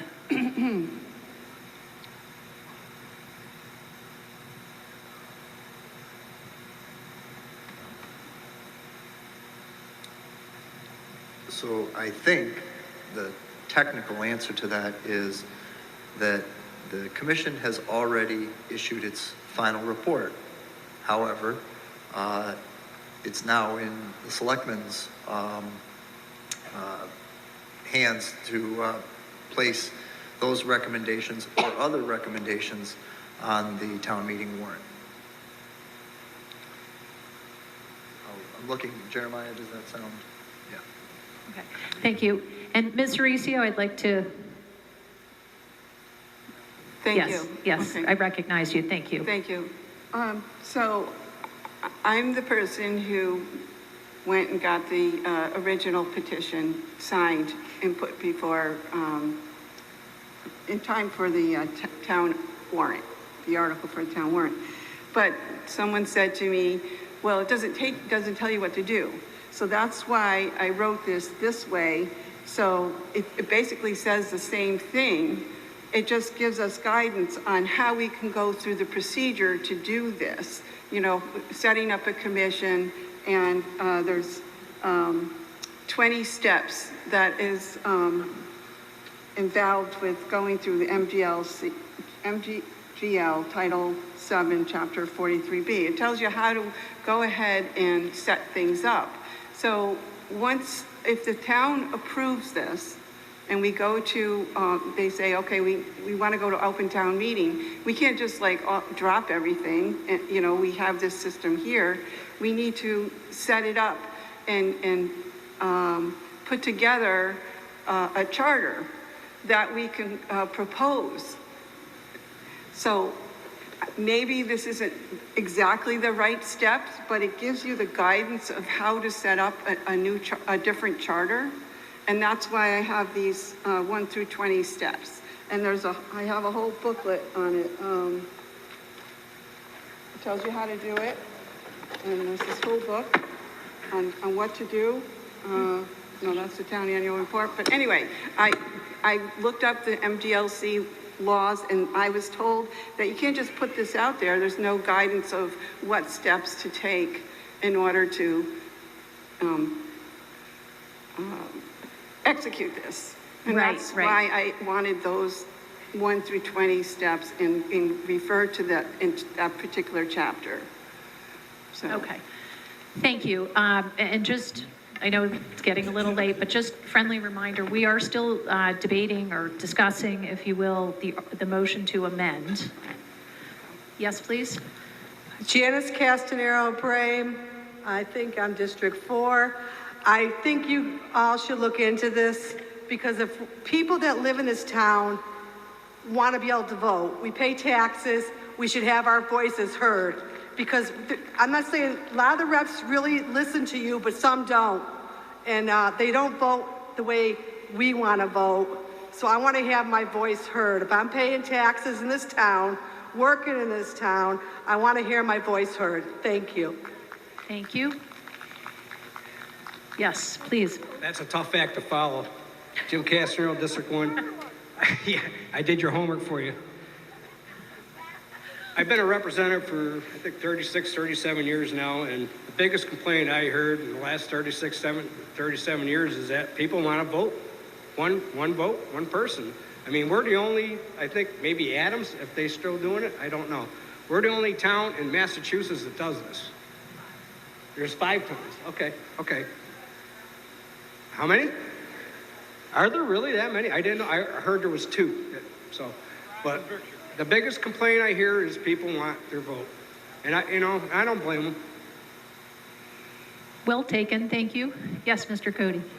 John Cody, District 3. I think the original question in the amendment is kind of getting confused, but I'm going to give you what I got anyway. I became a representative over 25 years ago. And one of the main reasons I became representative was to do away with a town rep form of government. I have to admit that it didn't take me long to see the benefit of town rep form of government. Over the years, I've seen a lot of dedicated townspeople serve as town representatives. People that dedicate the time and effort to research the issues and articles that the town faces each year. I know I try to research and understand town issues and try to serve my district and the town of Lee to the best of my abilities. One thing I also know is that no matter how long and grueling a meeting can be, at the end of the nights, the reps are still there to the sometimes bitter end. It is not our place to be interested or address only 1 or 2 contentious issues or articles and then leave the meeting. We are there to deal with all the town's business. Any resident in a district can run against the sitting representative or fill a vacancy in a district, as they are usually openings. A good representative listens to all the people in their district and weighs their concerns. And as I said, there are avenues to replace your reps if you don't feel they are properly representing you. By the way, I hardly hear from constituents unless there's a hot button issue, and even then, it's few and far between. Thank you. Deidre Consolati, District 5. I 33 years ago became a rep in order to have a voice, and it was Charlotte Davis, the legendary Charlotte Davis, who was the first one to say to me, we have to do away with the representative system. And that was 33 years ago, and we mounted campaigns, we brought the article, brought things to the municipal ballot, we made motions on the floor, and all to no avail. It is time to go back to one vote, one person, one vote. Thank you. Further discussion to the gentleman in the back? Yes. Yes, again, I'm Bill Matthews from 54 High Street. And this is, you're speaking to the amendment, correct? Yeah, I am, to the extent that it is my belief that the idea of having a representative form of government is clearly a violation of the Constitution of the Commonwealth. That the Commonwealth's Constitution says that that towns of less than 6,000 residents must have an open town meeting. Thank you. Okay, thank you, thank you. And if I can just say right now, if there's, again, the hour's getting late, so if there's no further debate on the amendment, we could open it up to voting on the amendment now. I don't want to cut anyone short. So is there any further discussion on the amendment only? Well, to me, it kind of refers to both anyway, just what I had to say. Fair enough. Okay. So I believe that this was adopted in our town in 1967? 8 it was? Okay. And that was because people weren't showing up to meetings. People were not being involved, other than, like John pointed out, a hotspot issue. But today it's changed. We have the internet. We have a lot more people involved in our town politics than we have in the past. There's been changes at the helm. And I think people are very interested in participating, having transparency. And I think one of the key things to do is to get rid of this form of government at this point and see what happens. And if we ever get to the point again where people don't show up, then people are going to end up voting to have the district reps put back in anyway. So I think we should give it a try.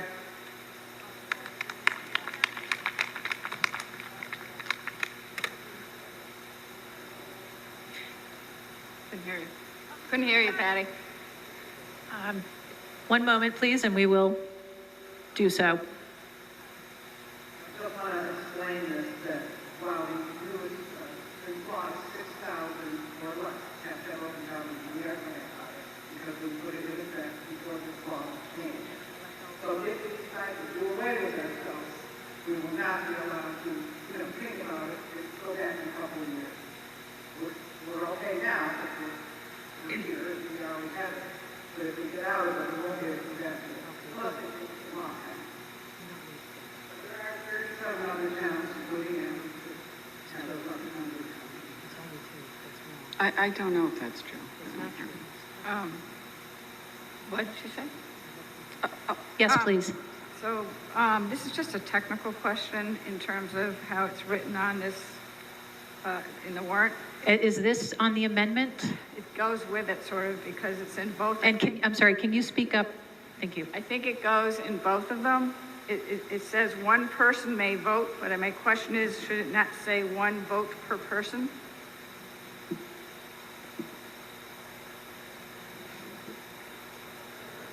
One moment, please, and we will look at the language in both. And so On the main article, we're going to go with how it was submitted, what you see in front of you. Well, technically, would it not have to say that, though, if we did vote on that?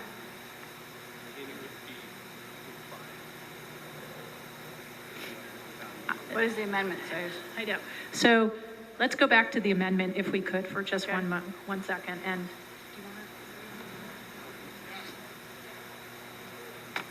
yes, and I think there is if we. They're on there. Yeah.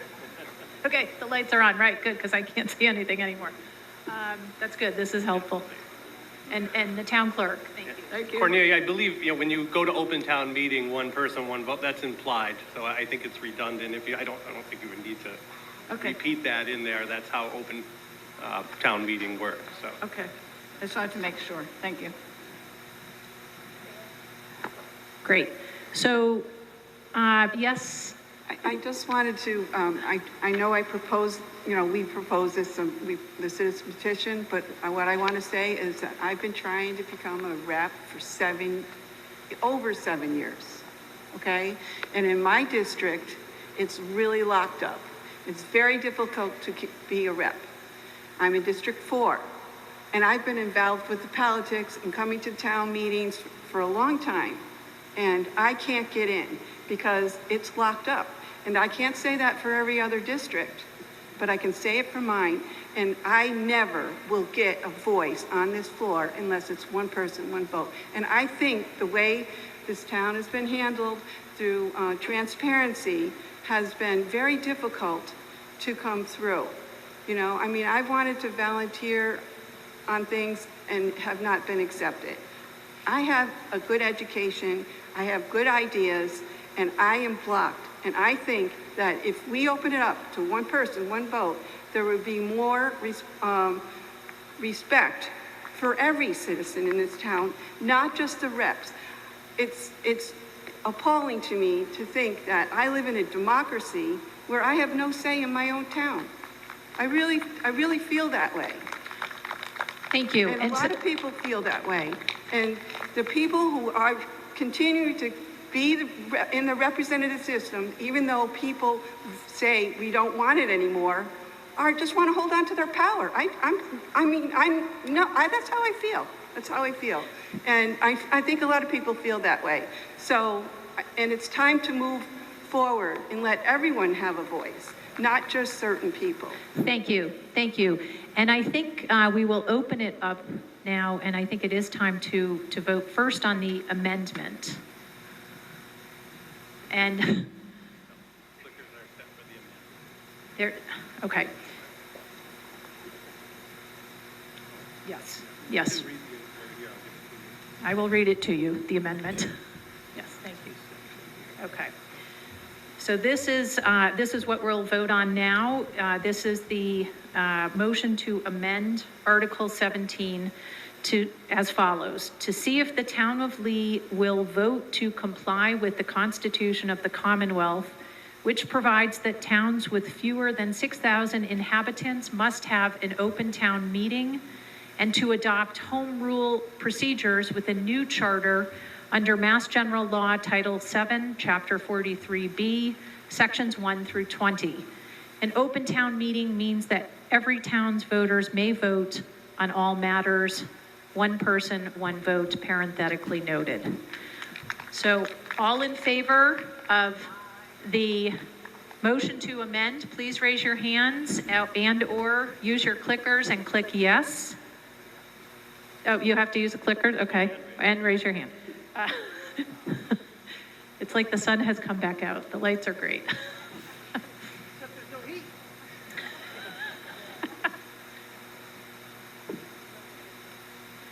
The vote is coming in. Thank you for your patience.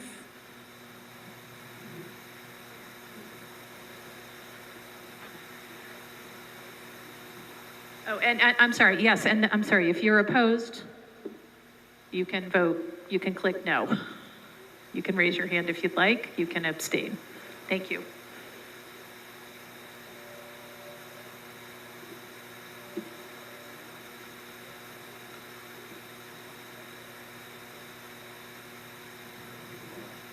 Yes, and the vote will be closing in 3, 2, 1. And the amendment passes by 1 vote. That's just the amendment, right? So the amendment. So now we will go back to the main motion as pardon me.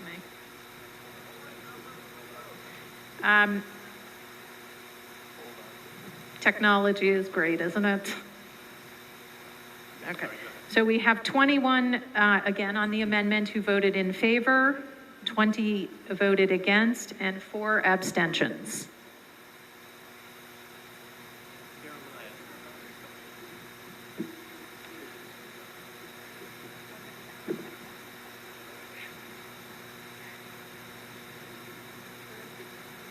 Sidebar math.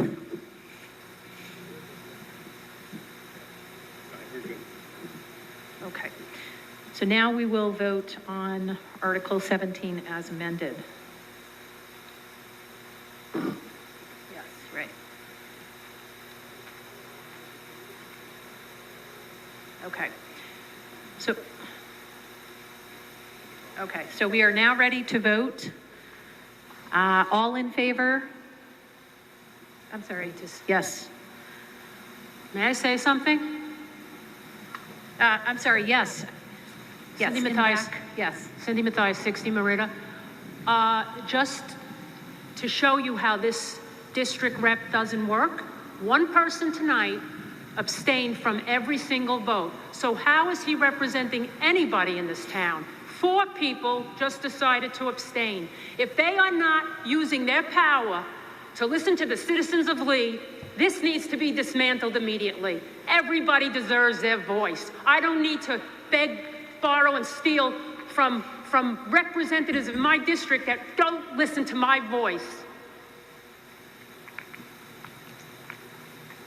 Yes, please. So my question is on this, what we're going to vote on next. Will this just mean that there will be a vote, if we say yes, that then there will be a vote, a townwide vote of whether we want to change the government to be from district to town meeting? Is that what this is saying? What is it saying? So the question is if this main motion is voted in favor, i.e. approved, will this go beyond the citizens' petition vote here tonight?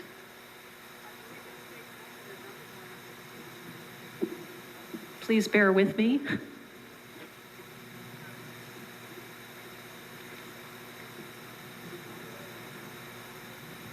Yes, and this may take a minute.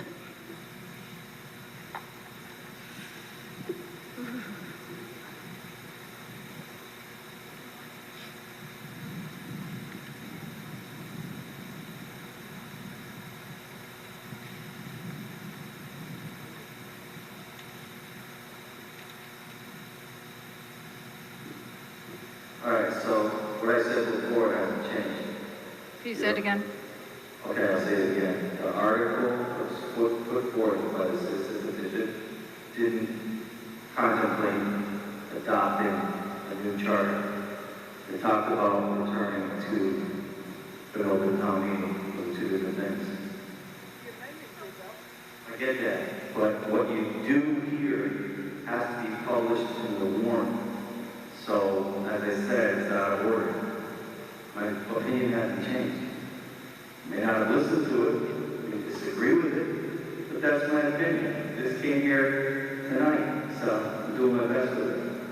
You can disagree with me, you can stand your feet, yell, but that's still my opinion. I am. Okay. I apologize. I apologize, but I'm still not understanding what you're saying. So I would like to have a vote that I understand. This is very important. I get that. Could you explain it again so I can understand, please? I'm really not no. I'm really not understanding. This is a big decision that I'm voting on.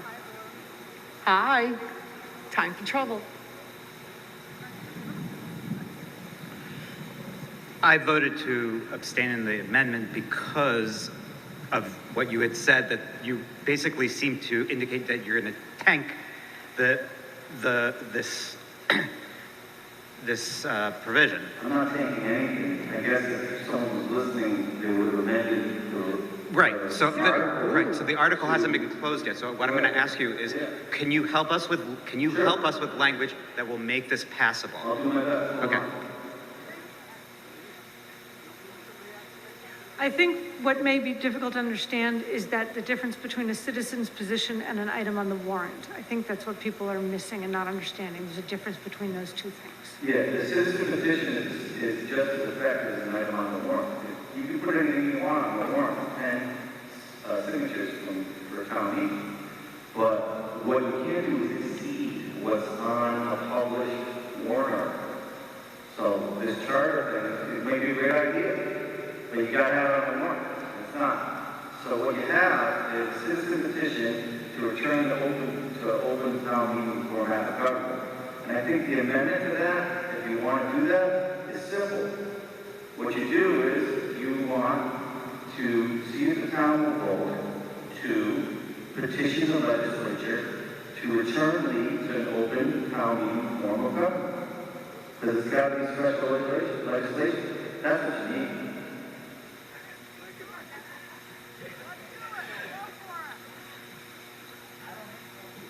But first of all, I have a question. Mr. Pollard, I understand you're the town's attorney. Does that mean that you are the attorney for the whole town, or are you the attorney for the Excuse board? me, I didn't catch Sorry. it. Laura Murphy, District 3. Thank you.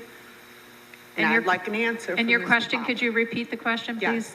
Yes. Mr. Pollard, I'd like to know if you're an attorney for the entire town or just the board. Because you're being extremely rude to the townspeople, and we might need a little guidance on how to make what we need to happen, make it happen. So, how do we do that? I don't know. You want me to sing it? I have no idea. Excuse me, is it really necessary for you to be this rude? You absolutely are, to a number of people here. I'm telling you, I just told you how to amend that. I'd like to know how to get his ass fired. Here we go. No, here we go. You didn't answer my question yet either. Do you work for the town or for the town board?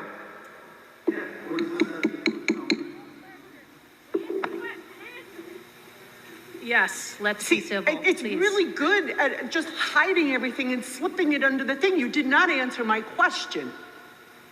Do you work for the town or just the town board? Because you're making everything we're trying to accomplish very difficult. Mr. Pollard is the town council, if that is helpful. No, it's not. Does that include the town people? Because we would like to make some changes. We need to obviously figure out how to do that. He is not being very helpful, and I'll say it again. He's being extremely rude to another number of people who have tried to stand up and make themselves known. The vote was definitely close on the last thing that we voted on the amendment. So I But it's still understand there's a lot passed, of. and we'd like to know how to go about doing what he says we need to do to make this an open meeting town. We all know why we want it. Because we got sideswiped with something that we don't want. And we are now trying to make a difference for ourselves because obviously our select board does not want to help us with this. And I don't know about how everybody's lived here. I've been here over 30 years now. I've stayed out of the politics, out of the limelight, etc. Sean, I didn't vote for you. I really hope they go forward. Excuse me, let me finish. Please, please. I have a right to say what I'm saying. Excuse me, please. When you are speaking, you have to speak to the issue at hand. I would remind everyone issue at hand is respectfully. we are not getting But I the would remind assistance everyone that we respectfully need. that any town member can make a motion. Okay. I make a motion that we try and recall Sean Renier from his position. That is not, Okay, well, Moderator. again, should go to a town vote. Point of order, Mrs. Moderator. yes, please, please. Point of order. If I would like to move to Mr. Cody for one Sure, moment. go ahead. Okay, thank you. Mr. Cody, This please. is really getting uncivil, and I hate to keep doing this, but we need to move this question before this gets out of hand, and our police officers are gonna have to start taking people out. Oh, I'm sorry, was that a threat? Excuse me? I'm the first one to go. Anybody want to come with me? We have a, Ridiculous. Mr. Cody. Please, everyone, please, please, please. I beg you. You don't have to. We have a Just ask for motion, thank you, Mr. Cody, to move the question. I think I just want to double check and make sure I understand what is happening to my right. Can I speak against the call to question? I'm about to offer an amendment that will make the language. But Mr. Bloom, respectfully, Sure. yes, thank you, just, Does he have a second?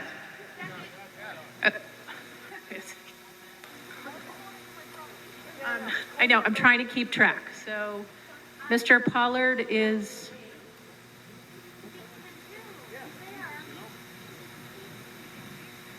if everyone can please, let's all take a deep breath and we will,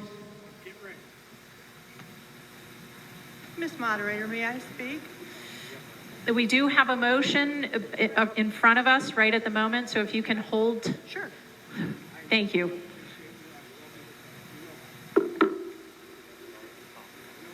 Yes, we do have to vote.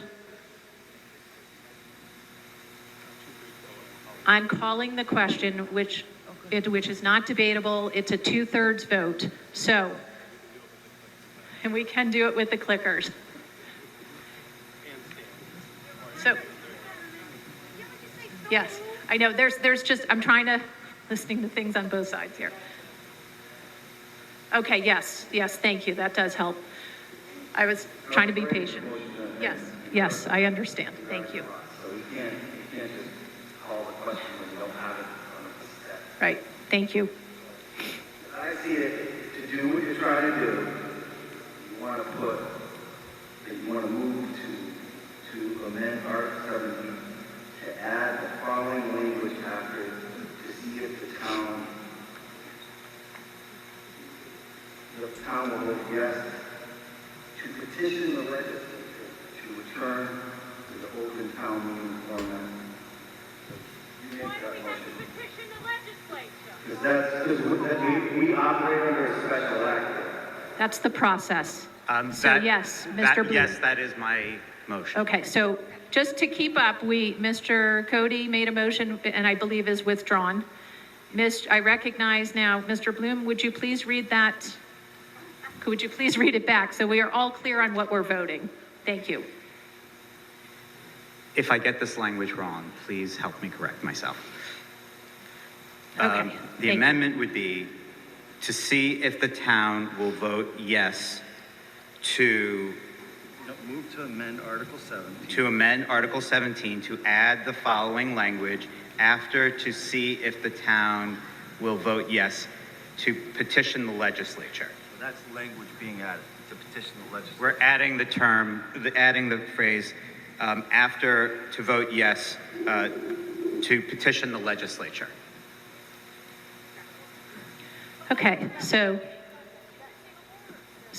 we had a motion that was so moved and now seconded, and I think we should vote on the motion to, Ms.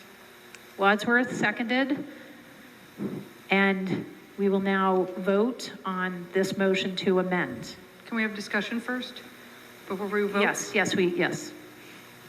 I guess I want to be clear, is this vote that this body is going to petition the legislature, or is this to ask the town at a meeting to petition the legislature, to put this on, right? You vote yes, as I read this, going to get rid of the representative town meeting. We're going to have to ask the legislature to draft legislation to take that out of our special act. Right. So we will not be asking the townspeople at the next town meeting or town election in May of 2022 if this is something they want to do. We're deciding this ourselves right now. As I understand it, and, again, doing this right here without any advance notice, I don't consult with the legislature to require a critical vote. I doubt it. So, to say this is highly irregular is an issue. But often, special the legislature will add a local approval requirement among local requirements. Thank you. Yes, Mr. One moment, please. Yes, discussion. Mr. Cody. Just for a point of clarification, what does the previous amendment, how does this affect that? There was already a previous amendment. So the secondary amendment would be to substitute this language, replace that with the original article with that language added. That should be the motion. Otherwise, it doesn't make any sense.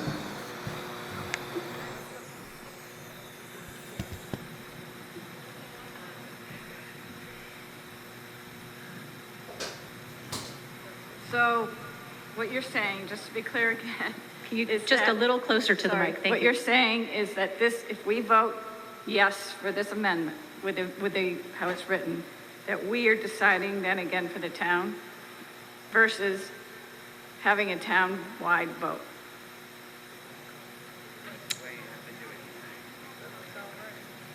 Thanks. Okay. It's, yes, what we're voting on momentarily is Mr. Bloom's amendment. Yes, please. Lisa Sloan, District 2, and I'm sure not everybody will see this favorably, and you cannot vote for me next time around as a district rep. I feel like because not everybody in the whole town realized that this would be a vote about this tonight, I'd prefer to see it personally on the ballot, and therefore I'm going to oppose it. While I do not necessarily oppose the action, I feel like the process should be through ballot. Thank you. Monica Ryan, District 6. I've been working on this for years. I've met with Smitty Pignatelli, Ben Downing when he was there, everybody about this topic. The only way that this could be done is for the reps to vote it. It can never be done by a townwide vote. It's already been explained to me by the legislators. And the way it has to be done is for the reps to make the vote back to the form of government. And yes, it does have to go back to the legislature. They have to, draft it, and they might ask for a town vote as part of it. But the only way the process starts and gets done is for the reps to make that vote. It's the only way legally it can be done. Just letting you know. Okay, so I'm pardon. Just one point of information. There could be a non-binding referendum, which would just be surveying the public opinion, but that would the only thing that could be on a ballot.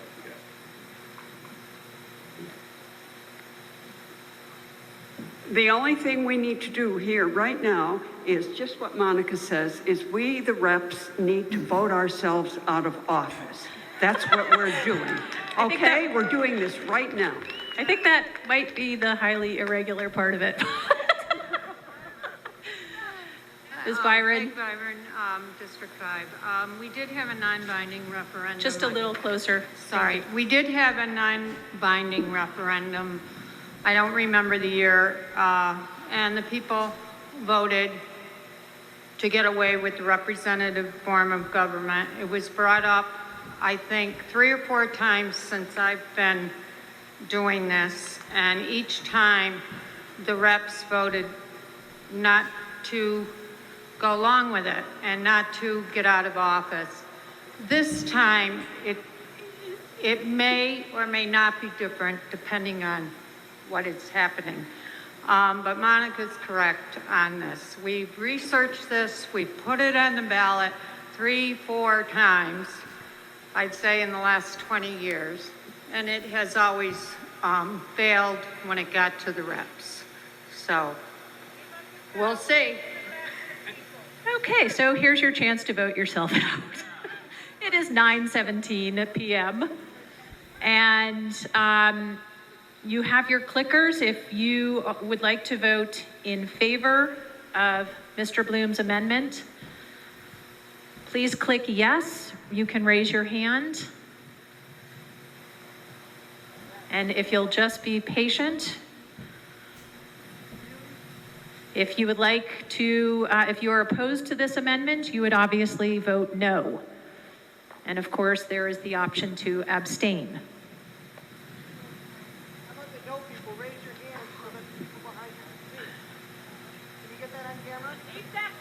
I will read you the vote in just a moment.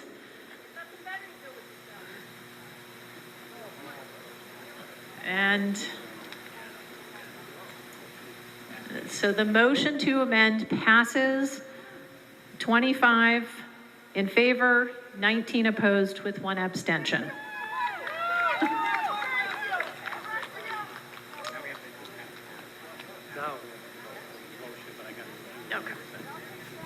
Okay, so that vote is closed and we will now return to the main motion.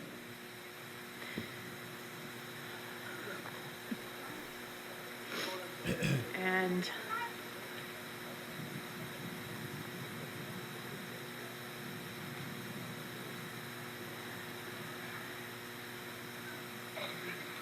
okay, so we will now be voting on Article 17.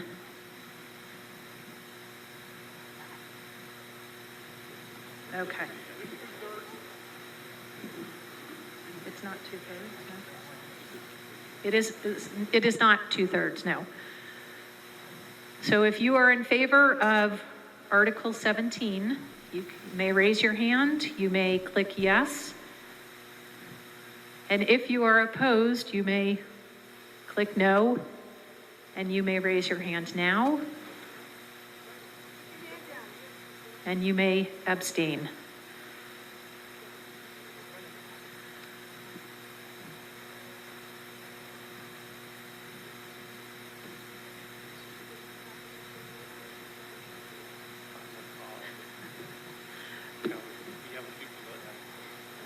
The vote is going to close, so if you have not voted, now would be that time.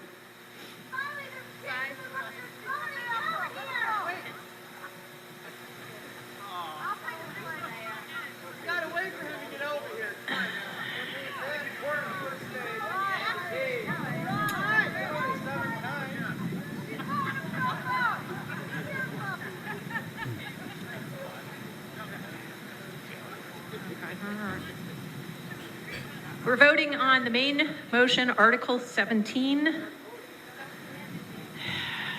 A yes vote is a yes click, a no vote is a no click. Yes. Okay, so this is, okay. All right, and the vote is closing in 3, 2, 1. And that vote is in favor, 23, opposed, 21, with 1 abstention.